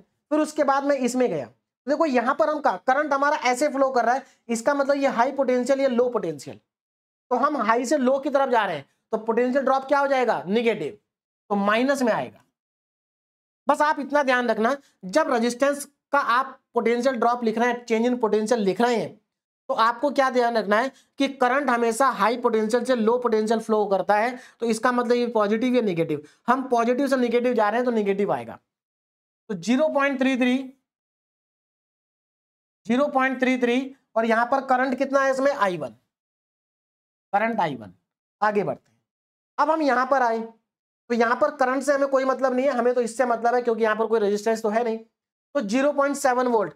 अगेन हम पॉजिटिव से निगेटिव जा रहे हैं तो निगेटिव आएगा 0.7 और इज इक्वल टू में 0, ये आ गया।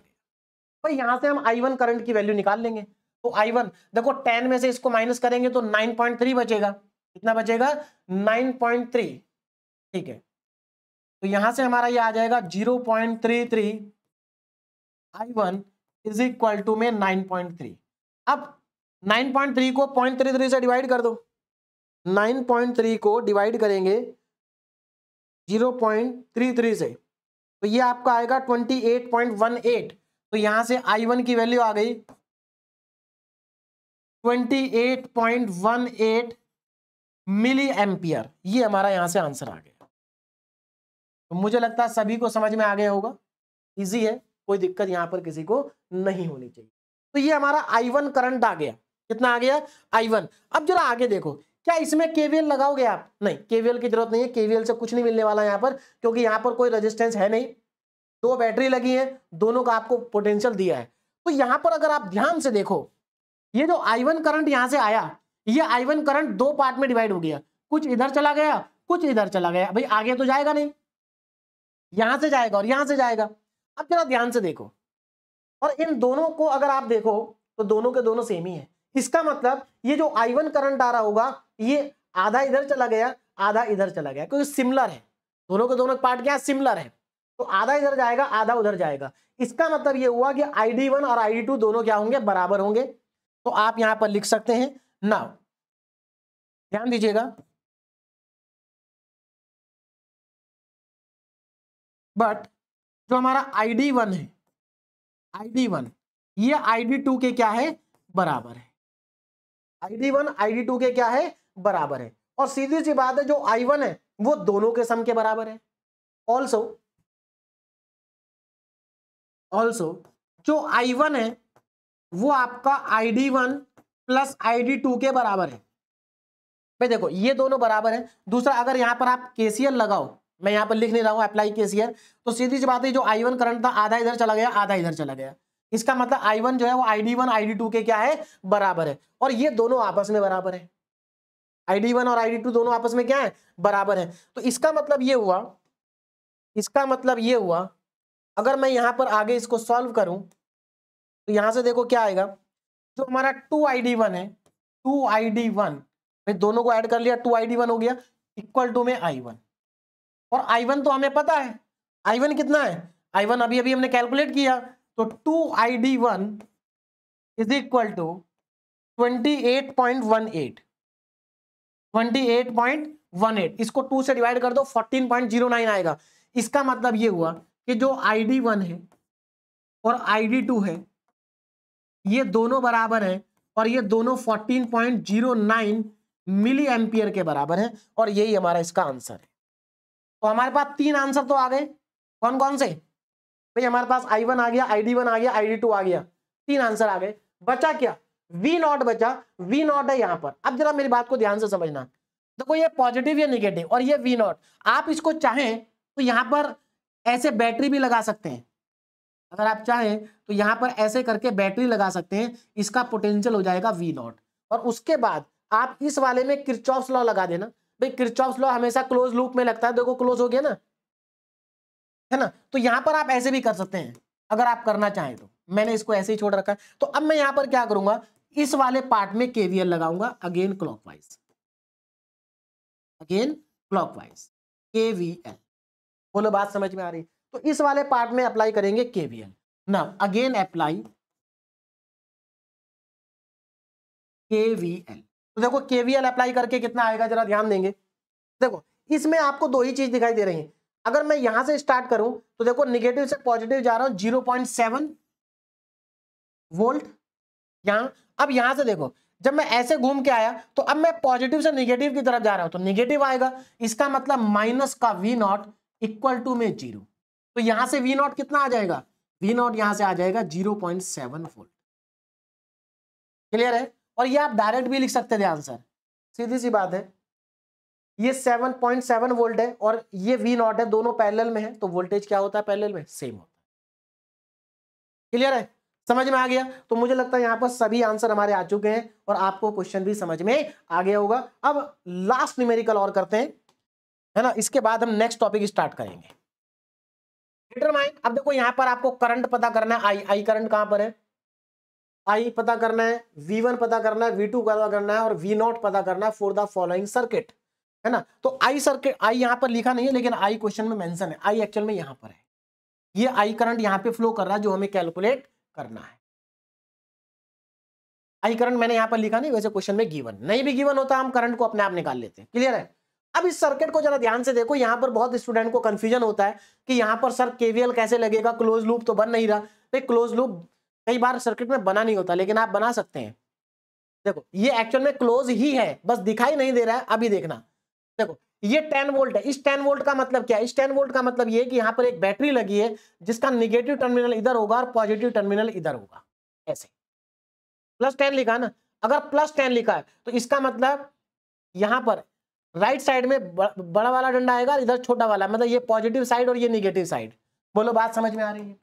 तो सबसे पहला काम क्या है, हमें इसका इक्विवेलेंट सर्किट बनाना है। देखो इसी सर्किट को मैं ऐसे बना सकता हूं, देखो कैसे भाई। इस 10 वोल्ट का मतलब क्या था कि 10 वोल्ट मैंने यहां पर लगाया निगेटिव पॉजिटिव, क्योंकि यहां पर आई करंट फ्लो कर रहा है। तो सीधी सी बात है, अगर ये आई करंट है यहां पर तो इधर की साइड में पॉजिटिव टर्मिनल होगा तभी तो करंट फ्लो कर रहा है, क्योंकि हाई से लो की तरफ जाएगा।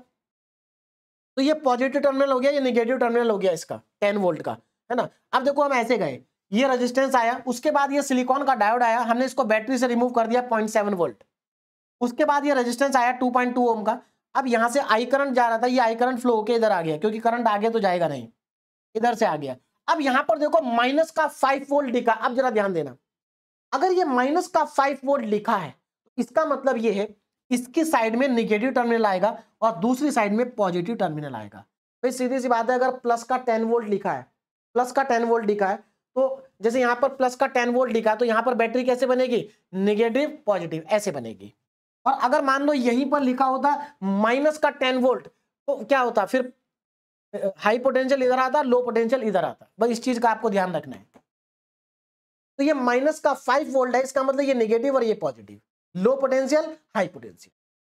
क्लियर है। तो मैंने इस 5 वोल्ट को यहां पर लगा दिया, देखो 5 वोल्ट। अब मैंने यहां पर साइन नहीं लगाया क्योंकि मैंने इसकी जगह बैटरी बना दी। अब उसके बाद क्या हुआ, देखो ये जो हमारा पॉइंट था और ये पॉइंट था, ये दोनों आपस में ज्वाइन हो गए। देखो यहां से ये लीजिए, और ये पॉइंट और ये पॉइंट भी आपस में इधर से ज्वाइन हो जाएंगे। आप चाहें तो यहां पर इनको ज्वाइन भी कर सकते हैं बैटरी लगा। तो देखो बन गया ना क्लोज लूप, अब क्लोज सर्किट बन गया। अब हम यहां पर वैल्यूज को कैलकुलेट कर सकते हैं केवीएल और केसीएल को अप्लाई करके। तो आप जब क्वेश्चन सॉल्व करेंगे तो पहले आप इक्विवेलेंट सर्किट को बनाएंगे, है ना, इक्विवेलेंट सर्किट को बनाएंगे। अब यहां पर केवीएल लगाते हैं। सबसे पहले मैं इस वाले पार्ट में केवीएल लगा देता हूं, इधर वाले पार्ट में केवीएल। ध्यान दीजिएगा, देखो जब हम इसमें केवीएल लगाएंगे, आप किसी भी पॉइंट से स्टार्ट कर सकते हो। मैं यहां से स्टार्ट कर रहा हूं, तो यहां से जब मैं ऊपर जाऊंगा तो निगेटिव से पॉजिटिव, पॉजिटिव आएगा।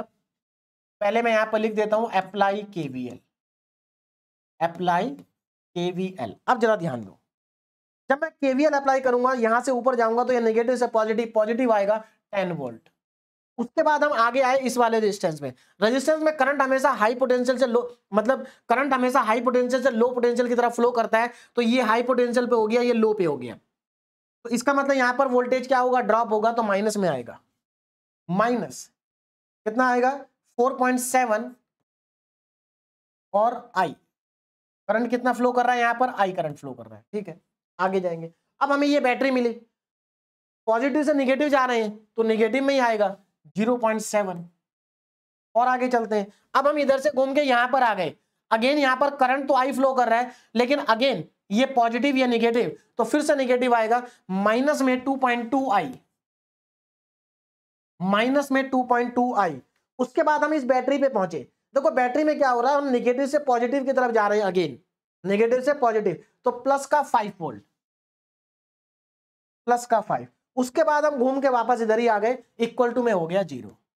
अब यहां से वैल्यू को कैलकुलेट करो। देखो 10 और प्लस 5 15 हो गया, तो ये तो मेरे पास 15 आ गया है ना। माइनस में 0.7 भी है, तो माइनस का 0.7, और देखो ये 4.7, ये 2.2, तो ये आपका हो जाएगा माइनस में 4 to 6 6.9, 6.9 I is equal to में 0 है ना।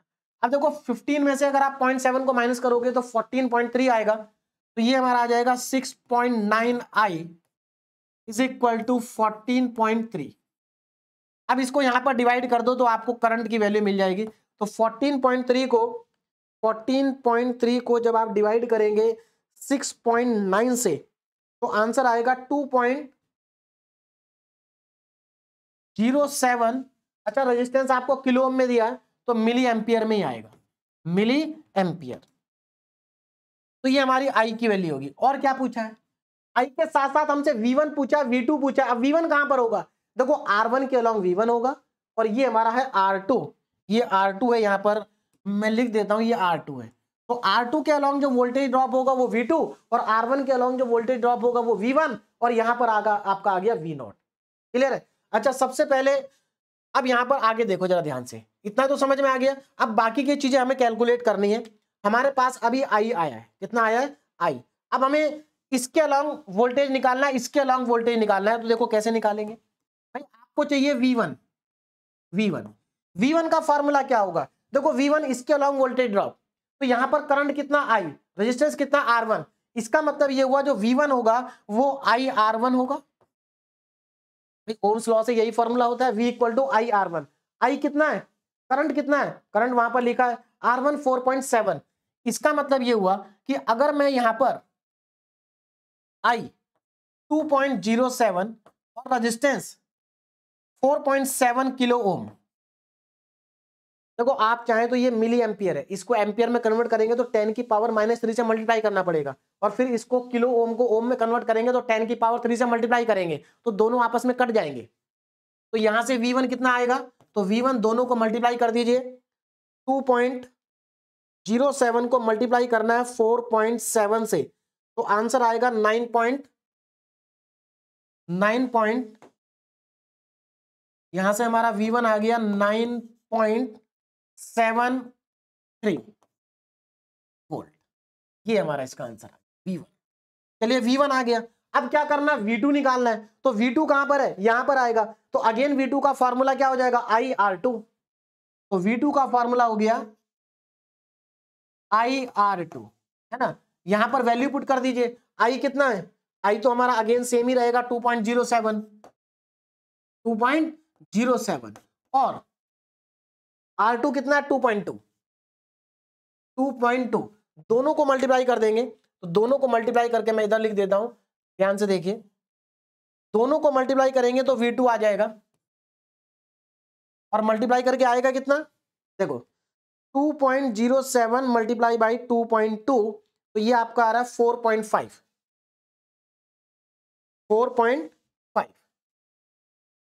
अप्रोक्सीमेटली 4.5 वोल्ट आ गया।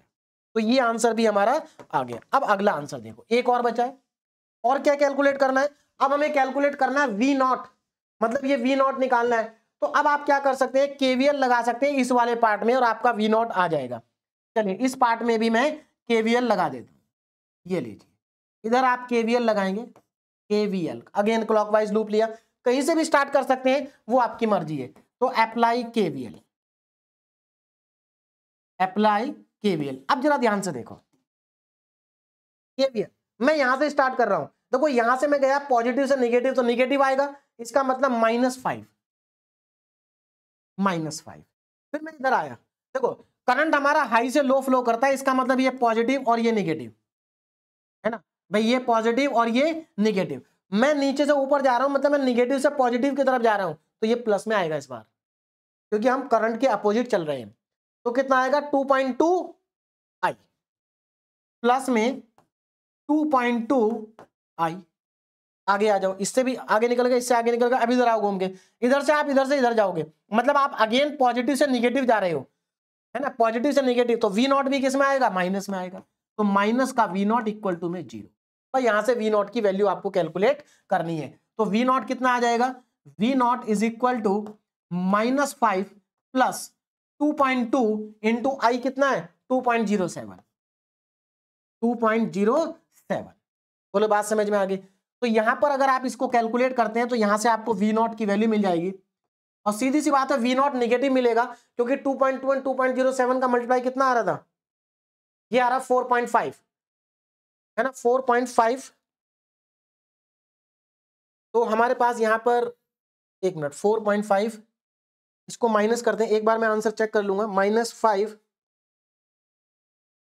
माइनस 2.2 मल्टीप्लाई 2.07, तो ये 0.45 आएगा माइनस में, 0.45 अप्रोक्सीमेटली वोल्ट, ये हमारा आंसर आएगा। बोलो बात समझ में आ रही है, ये हमारे पास क्या आएगा, आंसर आएगा, है ना। यहां पर ये 4.5 एग्जैक्ट है, एक बार मैं चेक कर लेता हूं कितना है ये आंसर हमारा आएगा। आंसर में एक बार चेक कर लेता हूं, लास्ट क्वेश्चन है 2.07 ठीक है, 9.73 ठीक है, माइनस का 0.45 ये ठीक है ना, और V2 को एक बार मैं फिर से कैलकुलेट करता हूं, ये 2.07 मल्टीप्लाई 2.2, हाँ 4.5, अच्छा मैंने एक ही डिजिट तक लिखा है ना, इसको एक और डिजिट तक लिख लेंगे तो 4.55 आएगा ये, है ना, 4.55 वोल्ट, तब माइनस करके ठीक आएगा। क्लियर है। तो ये हमारा क्वेश्चन कंप्लीटली यहां पर सॉल्व हो गया। अब हम आगे चलते हैं नेक्स्ट टॉपिक की तरफ, और नेक्स्ट टॉपिक है हमारा ब्रेकडाउन मैकेनिज्म।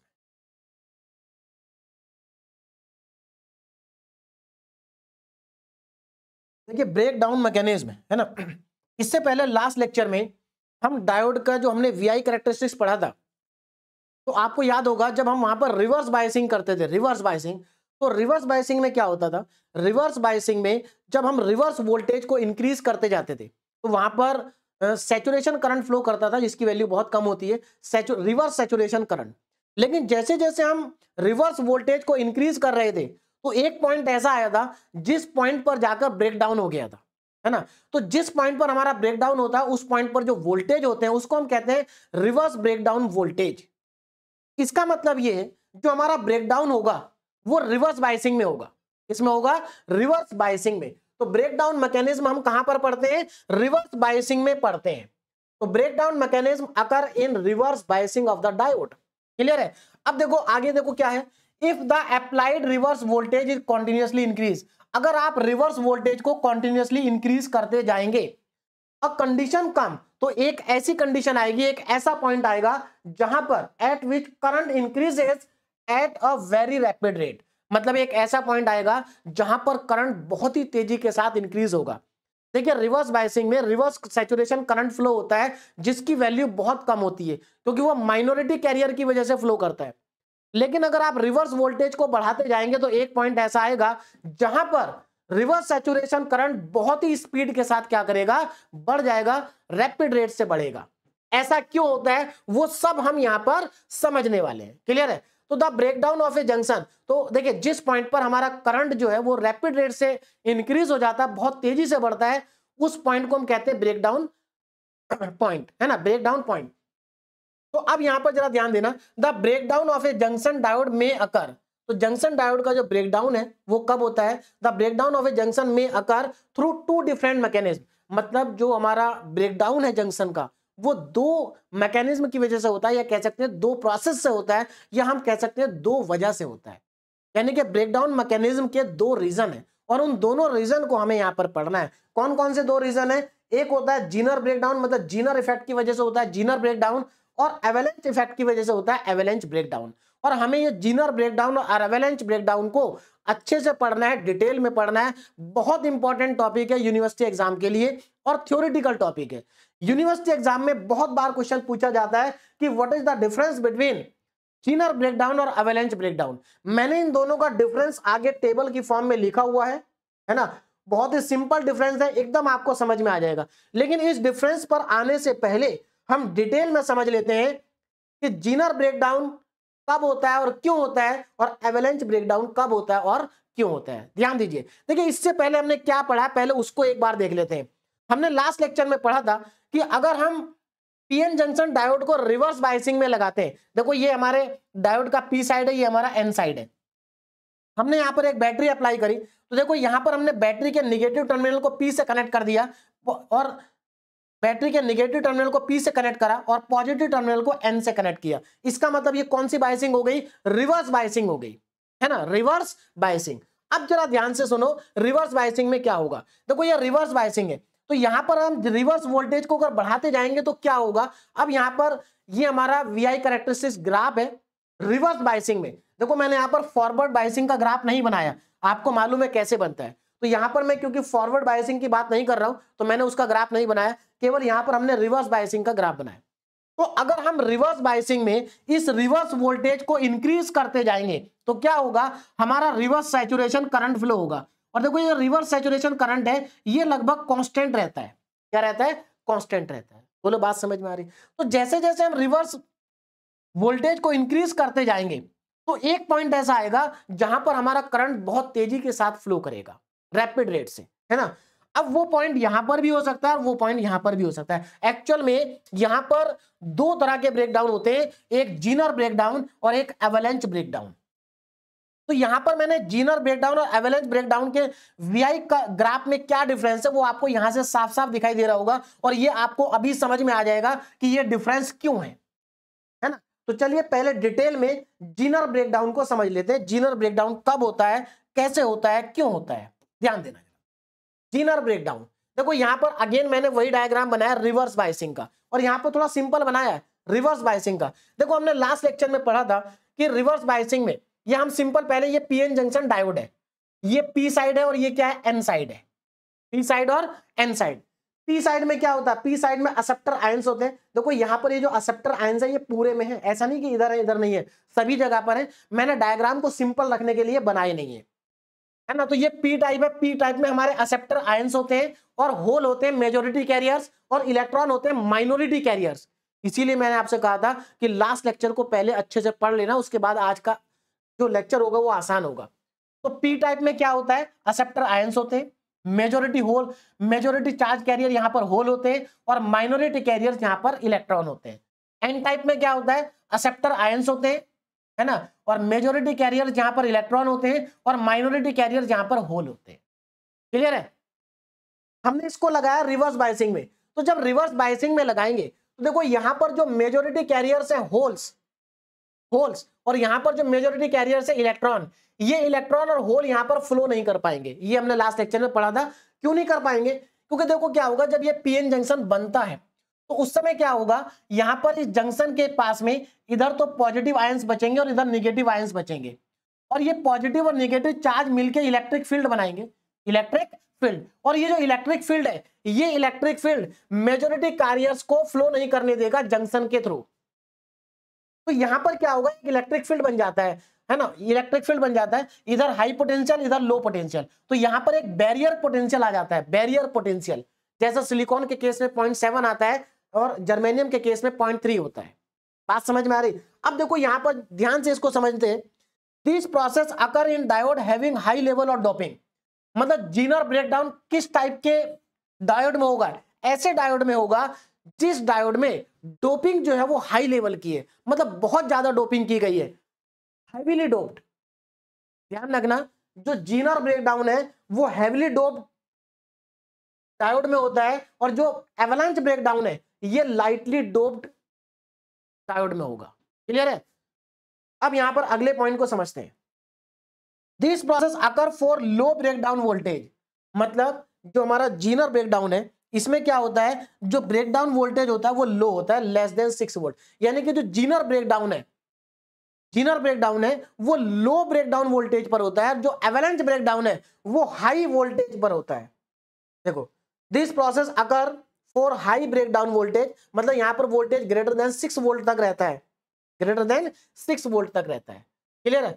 अब इतनी बात तो आपको समझ में आ गई होगी, जो जीनर ब्रेकडाउन है वो कब होगा, जब हमारी डोपिंग हाई लेवल की होगी, है ना। और ये कम वोल्टेज पर होता है, लो ब्रेकडाउन वोल्टेज पर होता है, जबकि वो हाई वोल्टेज ब्रेकडाउन पर होता है। अब इसको आगे समझते हैं कि एक्चुअल में होता कैसे।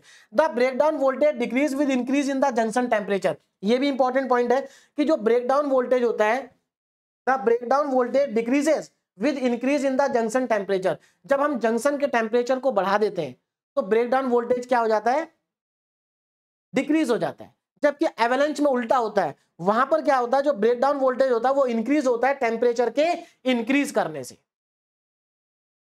अब यहां पर आ जाते हैं, देखो अब एक बात को ध्यान से समझना, अगर इसके डोपिंग बहुत ज्यादा होगी, हाई लेवल की डोपिंग होगी, तो सीधी सी बात है इधर पॉजिटिव आयंस बहुत ज्यादा होंगे, इधर नेगेटिव आयंस बहुत ज्यादा होंगे। क्योंकि अगर हाई लेवल की डोपिंग होगी तो उतने ही ज्यादा वहां पर पॉजिटिव और नेगेटिव आयंस होंगे। तो यहां पर पॉजिटिव ज्यादा होगा, यहां पर नेगेटिव ज्यादा होगा। तो सीधी सी बात है, अगर हाई लेवल की डोपिंग है तो पॉजिटिव नेगेटिव के बीच में बनेगा इलेक्ट्रिक फील्ड। क्या बनेगा? Electric field. और यहां पर बहुत कम एरिया में बहुत सारे नेगेटिव और बहुत सारे पॉजिटिव आ जाएंगे, जिसकी वजह से यहां पर बनेगा स्ट्रॉन्ग इलेक्ट्रिक फील्ड, बहुत ज्यादा स्ट्रॉन्ग इलेक्ट्रिक फील्ड यहां पर बनेगा। क्लियर है? और ज्यादा डोपिंग होने की वजह से क्या होगा, ये जो हमारी डिप्लीशन लेयर है, डिप्लीशन लेयर, ये डिप्लीशन लेयर की जो विड्थ होगी वो कम होगी, क्योंकि यहां पर डोपिंग बहुत हाई लेवल की है। डोपिंग हाई लेवल की होगी तो यहां पर पॉजिटिव ज्यादा होगा, यहां पर नेगेटिव ज्यादा होगा, जिसकी वजह से इलेक्ट्रिक फील्ड ज्यादा होगा और डिप्लीशन लेयर की जो विड्थ है वो कम होगी। डिप्लीशन लेयर की विड्थ यहां पर क्या होगी? कम होगी। तो ये बात आपको समझ में आ गई कि जीनर ब्रेकडाउन में जो डिप्लीशन लेयर की विड्थ होती है वो कम होती है। आगे देखो क्या है, in heavily dope diode the depletion layer is thin. मतलब अगर हेवीली डोप डायोड होगा तो डिप्लीशन लेयर कम होगी और इलेक्ट्रिक फील्ड जो होगा वो बहुत ज्यादा होगा डिप्लीशन रीजन में। Electric field is very high in depletion region ना। दिस स्ट्रॉन्ग इलेक्ट्रिक फील्ड, अब देखो ये जो स्ट्रॉन्ग इलेक्ट्रिक फील्ड है, अब इस बात को समझना, यहां पर जीनर ब्रेकडाउन होगा कैसे। यहां पर हाई इलेक्ट्रिक फील्ड डेवलप हो गया, और ये जो हाई इलेक्ट्रिक फील्ड है, जैसे जैसे हम रिवर्स वोल्टेज को बढ़ाते जाएंगे, जैसे जैसे हम रिवर्स वोल्टेज को बढ़ाएंगे तो देखो होगा क्या, ये जो यहां पर हाई इलेक्ट्रिक फील्ड डेवलप हुआ है, ये हाई इलेक्ट्रिक फील्ड क्या करेगा, यहां पर जो पॉजिटिव और नेगेटिव आयंस है, भाई सीधी सी बात है, ये पॉजिटिव और नेगेटिव जो आयंस है इन्होंने बॉन्ड बना रखा है। जैसे हमने पढ़ा था कि मान लीजिए यहां पर जैसे फास्फोरस है, तो फास्फोरस का एक इलेक्ट्रॉन जो एक्स्ट्रा था वो तो चला गया कंडक्शन बैंड में, लेकिन फास्फोरस ने अभी भी अपने 4 इलेक्ट्रॉन से सिलिकॉन के साथ में 4 कोवेलेंट बॉन्ड बना रखे हैं। सिलिकॉन के साथ में क्या बना रखे हैं? 4 कोवेलेंट बॉन्ड बना रखे हैं सिलिकॉन के साथ में, है ना। 4 कोवेलेंट बॉन्ड है, 4 कोवेलेंट बॉन्ड यहां पर बना रखे हैं, किसके साथ में? सिलिकॉन के साथ में। बोलो बात समझ में आ रही? इसका मतलब ये जितने भी पॉजिटिव आयंस और नेगेटिव आयंस यहां पर हैं, इनके पास अभी भी इलेक्ट्रॉन है, लेकिन वो इलेक्ट्रॉन कहां पर है? कोवेलेंट बॉन्ड बना लिया उन्होंने। लेकिन जब इलेक्ट्रिक फील्ड बहुत ज्यादा बढ़ जाएगा तो ये कोवेलेंट बॉन्ड हो जाएंगे ब्रेक। बात समझ में आ रही? ये इलेक्ट्रिक फील्ड अगर बहुत ज्यादा होगा तो इलेक्ट्रिक फील्ड की वजह से ये कोवेलेंट बॉन्ड ब्रेक करेंगे, और जब कोवेलेंट बॉन्ड ब्रेक करेंगे तो इलेक्ट्रॉन्स हो जाएंगे फ्री। इलेक्ट्रॉन्स क्या होंगे? फ्री। तो देखो हाई इलेक्ट्रिक फील्ड की वजह से यहां पर कोवेलेंट बॉन्ड क्या हो जाते हैं? ब्रेक हो जाते हैं। और जब कोवेलेंट बॉन्ड ब्रेक होते हैं तो इलेक्ट्रॉन्स हो जाते हैं फ्री। मतलब अचानक से इलेक्ट्रॉन्स क्या होंगे? फ्री होंगे। और जब इलेक्ट्रॉन्स फ्री होंगे तो सीधी सी बात है वो क्या करेंगे? करंट को कंडक्ट करेंगे। तो रिवर्स बायसिंग में जब हम वोल्टेज को बढ़ाते जाते हैं तो एक पॉइंट ऐसा आता है जहां पर इलेक्ट्रिक फील्ड की वजह से इनके कोवेलेंट बॉन्ड ब्रेक हो जाते हैं, और जब कोवेलेंट बॉन्ड ब्रेक होते हैं तो वहां पर बहुत ज्यादा इलेक्ट्रॉन्स क्या हो जाते हैं? फ्री हो जाते हैं। तो देखो वही लिखा है, this strong field pull the valence electron into the conduction band. ये जो स्ट्रॉन्ग इलेक्ट्रिक फील्ड है ये क्या करेगा? वैलेंस इलेक्ट्रॉन को कंडक्शन बैंड में ले जाएगा by breaking their covalent bond, उनके कोवेलेंट बॉन्ड को ब्रेक करके। तो इलेक्ट्रिक फील्ड पहले कोवेलेंट बॉन्ड को ब्रेक करेगा, फिर इलेक्ट्रॉन्स जो फ्री होंगे वो चले जाएंगे कंडक्शन बैंड में, जिसकी वजह से करंट क्या करेगा? फ्लो करेगा। और कौन सा करंट फ्लो करेगा? Reverse saturation current. This electron then become free electrons which are available for conduction and will constitute a large reverse current. तो बहुत ज्यादा रिवर्स करंट यहां पर फ्लो करेगा और इसी को हम कहते हैं जीनर ब्रेकडाउन। इसका मतलब जीनर ब्रेकडाउन किसकी वजह से हो रहा है? जीनर ब्रेकडाउन हो रहा है इलेक्ट्रिक फील्ड की वजह से। इलेक्ट्रिक फील्ड की वजह से क्या हो रहा है? कोवेलेंट बॉन्ड ब्रेक हो रहे हैं, इलेक्ट्रॉन्स फ्री हो रहे हैं, जिसकी वजह से हमारा जीनर इफेक्ट हो रहा है, जिसको हम कहते हैं जीनर ब्रेकडाउन। क्लियर है? तो समझ में आ गया जीनर ब्रेकडाउन कैसे होगा। तो जीनर ब्रेकडाउन में क्या होगा, जो हमारा रिवर्स सैचुरेशन करंट है वो कांस्टेंट रहेगा और अचानक से जब कोवेलेंट बॉन्ड ब्रेक होंगे तो ये शार्पली इंक्रीज करेगा। तो ये हमारा जीनर ब्रेकडाउन का कर्व है। बात समझ में आ रही? जीनर ब्रेकडाउन का कर्व है। आगे चलते हैं एवलांच ब्रेकडाउन। अब ये कैसे होता है? दोनों का देखो अलग अलग तरीका है। एवलांच ब्रेकडाउन कब होगा, अब जरा ध्यान से समझना। देखो यहां पर क्या होगा, यहां पर जो आपका डायोड होगा वो लाइटली डोप्ड होगा, यहां पर डोपिंग कम होगी, यहां पर डोपिंग क्या होगी? कम होगी। This process occur in diode having low level of doping. ये उसमें होता है जहां पर डोपिंग का लेवल क्या होता है? कम होता है। दूसरा, this process occur for high breakdown voltage. यहां पर ब्रेकडाउन वोल्टेज बहुत ज्यादा होता है कंपैरेटिव टू जीनर ब्रेकडाउन। मतलब यहां पर ग्रेटर देन 6 वोल्ट होता है, वहां पर लेस देन 6 वोल्ट होता है। Breakdown voltage increase with increase in temperature, increase in the junction temperature. Junction का जैसे जैसे टेम्परेचर बढ़ेगा वैसे वैसे ब्रेकडाउन वोल्टेज भी बढ़ जाएगा, जबकि वहां पर उल्टा था। In lightly dope diode depletion layer is wide. देखो अगर डोपिंग लाइट होगी तो यहां पर डिप्लीशन लेयर क्या होगी? बड़ी होगी। इसका क्या रीजन है? देखो अगर यहां पर डोपिंग कम है तो सीधी सी बात है जंक्शन के पास में पॉजिटिव और नेगेटिव आयंस कम होंगे। क्या होंगे? कम होंगे। तो अगर पॉजिटिव और नेगेटिव आयंस कम है तो सीधी सी बात है जो इलेक्ट्रिक फील्ड है वो स्ट्रांग नहीं होगा, ज्यादा स्ट्रांग नहीं होगा। तो अगर इलेक्ट्रिक फील्ड ज्यादा स्ट्रांग नहीं होगा तो हमारी डिप्लीशन लेयर क्या हो जाएगी? उसकी विड्थ जो है वो बढ़ जाएगी। अगर इलेक्ट्रिक फील्ड स्ट्रांग होता है तो डिप्लीशन लेयर क्या होती है? नैरो होती है। और अगर इलेक्ट्रिक फील्ड वीक होता है तो डिप्लीशन लेयर वाइड होती है। क्लियर है? अब देखो यहां पर होगा क्या भाई, सीधी सी बात है ये जो डिप्लीशन लेयर है इस बार वाइड है और इलेक्ट्रिक फील्ड यहां पर स्ट्रांग नहीं है। तो ये इलेक्ट्रिक फील्ड इतना नहीं है कि इनके कोवेलेंट बॉन्ड को ब्रेक कर दे। मतलब इस बार इलेक्ट्रिक फील्ड कोवेलेंट बॉन्ड को ब्रेक नहीं कर पाएगा। तो फिर कोवेलेंट बॉन्ड ब्रेक होंगे कैसे, इसको जरा समझते हैं। देखिए this electric field can not break covalent bond. ये इलेक्ट्रिक फील्ड कोवेलेंट बॉन्ड को ब्रेक नहीं कर पाएगा। तो फिर होगा क्या? Due to high reverse voltage. हाँ एक बात तो कंफर्म है कि यहां पर रिवर्स वोल्टेज क्या होगा? हाई होगा। तो due to reverse high voltage the kinetic energy of minority carriers. अब जरा मेरी बात को ध्यान से समझना, हमने लास्ट लेक्चर में पढ़ा था कि जो रिवर्स सैचुरेशन करंट है वो माइनॉरिटी कैरियर्स की वजह से होगा। भाई सीधी सी बात है, पी टाइप में माइनॉरिटी कैरियर्स कौन होंगे? इलेक्ट्रॉन। और एन टाइप में माइनॉरिटी कैरियर्स कौन होंगे? होल्स, है ना? कौन होंगे? होल्स। अब यहां पर देखो, यहां पर जो माइनॉरिटी कैरियर्स है इलेक्ट्रॉन वो उधर फ्लो कर रहे हैं और जो इधर मेजॉरिटी कैरियर्स होल वो इधर फ्लो कर रहे हैं। मतलब यहां पर इलेक्ट्रॉन और होल्स पहले से ही मोशन में है, उनके पास काइनेटिक एनर्जी है। और जैसे जैसे हम इस रिवर्स वोल्टेज को बढ़ाते जाएंगे इन माइनॉरिटी कैरियर्स की जो एनर्जी है वो इंक्रीज होती जाएगी। और एक समय ऐसा आएगा जब आप वोल्टेज बढ़ाते जा रहे हैं तो एक समय ऐसा आएगा कि ये जो माइनॉरिटी कैरियर्स हैं इनकी काइनेटिक एनर्जी बहुत ज्यादा हो जाएगी। क्या हो जाएगी? बहुत ज्यादा हो जाएगी। और ये माइनॉरिटी कैरियर्स जब इन आयंस के साथ में कोलिजन करेंगे, ध्यान देना, ये माइनॉरिटी कैरियर्स जब इन आयंस के साथ में कोलिजन करेंगे तो क्या होगा? इन माइनॉरिटी कैरियर्स के जो कोवेलेंट बॉन्ड है वो ब्रेक हो जाएंगे। मतलब यहां पर भी कोवेलेंट बॉन्ड ब्रेक करेंगे, लेकिन यहां पर कोवेलेंट बॉन्ड को ब्रेक करने का रीजन क्या है? अलग है। यहां पर कोवेलेंट बॉन्ड ब्रेक हो रहे हैं कोलिजन की वजह से। जब माइनॉरिटी कैरियर कोलिजन कर रहे हैं आयंस के साथ में तो कोवेलेंट बॉन्ड हो रहा है ब्रेक। अब अल्टीमेटली तो कोवेलेंट बॉन्ड ब्रेक हुए हैं। तो जब कोवेलेंट बॉन्ड ब्रेक होंगे तो सीधी सी बात है इलेक्ट्रॉन्स क्या होंगे? फ्री होंगे। और ये चेन रिएक्शन होगी। चेन क्यों होगी? क्योंकि देखो माइनॉरिटी कैरियर जब आयंस को स्ट्राइक करेंगे तो वहां पर इलेक्ट्रॉन फ्री होंगे और जो इलेक्ट्रॉन फ्री हुए हैं वो मोशन में आ जाएंगे, उनकी काइनेटिक एनर्जी भी हाई होगी। और भी वो जो फ्री इलेक्ट्रॉन्स हुए हैं वो और ज्यादा आयंस के साथ में स्ट्राइक करेंगे तो और ज्यादा इलेक्ट्रॉन्स क्या होंगे? फ्री होंगे। तो कहने का मतलब ये यहां पर चेन रिएक्शन हो जाएगी, है ना? तो यहां पर हमारे कोवेलेंट बॉन्ड ब्रेक होंगे due to high energy of minority carriers. और जैसे ही इलेक्ट्रॉन यहां पर फ्री होंगे, कोवेलेंट बॉन्ड ब्रेक होंगे, तो अगेन हमारा जो रिवर्स सैचुरेशन करंट है वो क्या करेगा? ड्रास्टिकली इंक्रीज करेगा,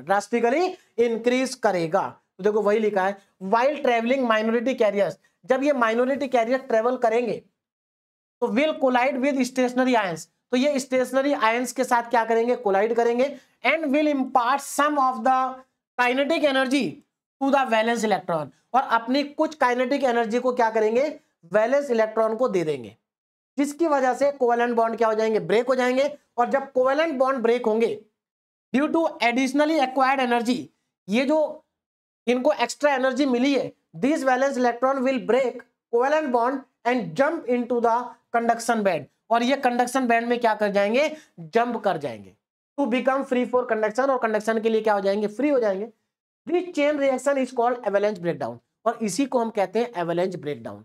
तो एवलांच ब्रेकडाउन किसकी वजह से हो रहा है, माइनॉरिटी कैरियर्स की वजह से हो रहा है, जबकि जीनर ब्रेकडाउन किसकी वजह से हुआ था, इलेक्ट्रिक फील्ड की वजह से हुआ था।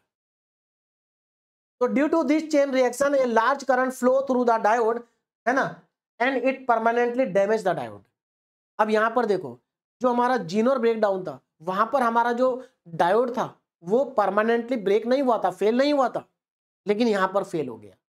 बात समझ में आ रही है। और जो हमारा जीनर ब्रेकडाउन था, जीनर ब्रेकडाउन, ये जो जीनर ब्रेकडाउन है, जीनर ब्रेकडाउन का जो कॉन्सेप्ट है ये हम यूज करते हैं किसमें, जीनर डायोड में। आगे चल के हम जीनर डायोड पढ़ेंगे।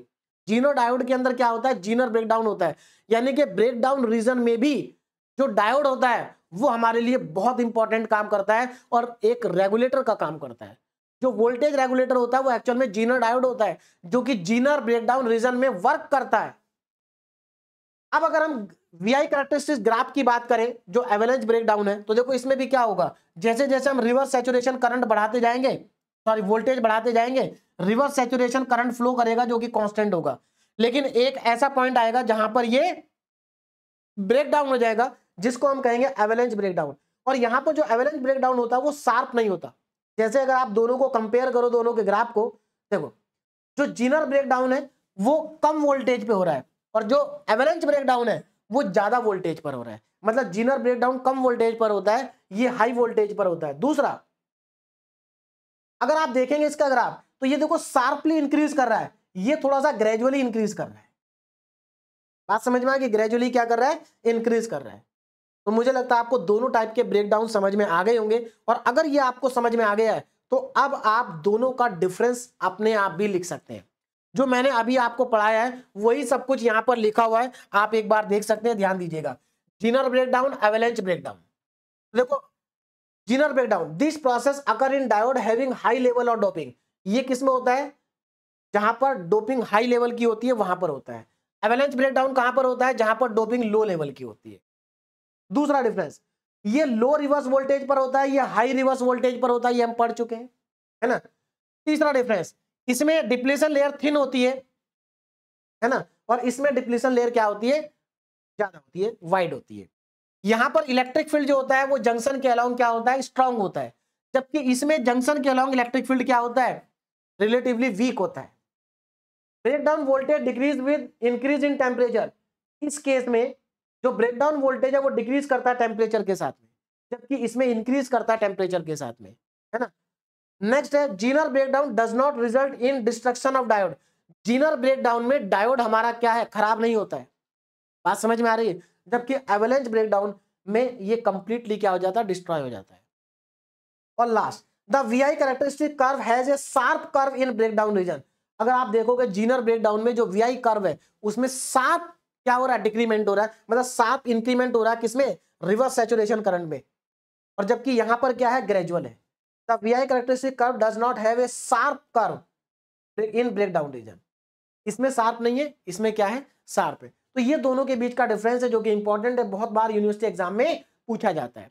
अब यहां पर डीपीपी के अंदर कुछ इंपॉर्टेंट क्वेश्चन है जो ऑलरेडी यूनिवर्सिटी एग्जाम में पूछे जा चुके हैं। जैसे कि पहला क्वेश्चन है, give all equivalent and approximation circuit of a diode, इसमें आपको डायोड के इक्विवेलेंट सर्किट बताने हैं, तीन होते हैं, तीनों बताने हैं। नेक्स्ट है, इसमें आपको वीआई कैरेक्टरिस्टिक्स बतानी है आइडियल डायोड की, VI characteristics of an ideal diode in forward and reverse bias, जो हमने आइडियल डायोड का इक्विवेलेंट सर्किट है ना, आइडियल डायोड का जो इक्विवेलेंट सर्किट था उसमें हमने वीआई कर्व बनाया था, तो वो वीआई कर्व आपको इसके क्वेश्चन के अंदर बनाना है। उसके बाद है आपको एवेलेंच ब्रेकडाउन और जीनर ब्रेकडाउन में डिफरेंस बताना, जो अभी अभी हमने डिस्कस किया, और explain the breakdown mechanism in Zener diode, मतलब यहां पर आपको डिटेल में एक्सप्लेन करना है जीनर ब्रेकडाउन क्या है और एवेलेंच ब्रेकडाउन क्या है विद कर्व। क्लियर है? तो यहां पर ये टॉपिक हमारा कंप्लीट हुआ। अब हम नेक्स्ट लेक्चर में स्टार्ट करेंगे डायोड एप्लीकेशंस, जहां पर हम पढ़ेंगे रेक्टिफायर, है ना, क्लिपर, क्लैंपर, वोल्टेज मल्टीप्लायर, है ना, जीनर डायोड, ये सब हम पढ़ेंगे डायोड एप्लीकेशन में। क्लियर है?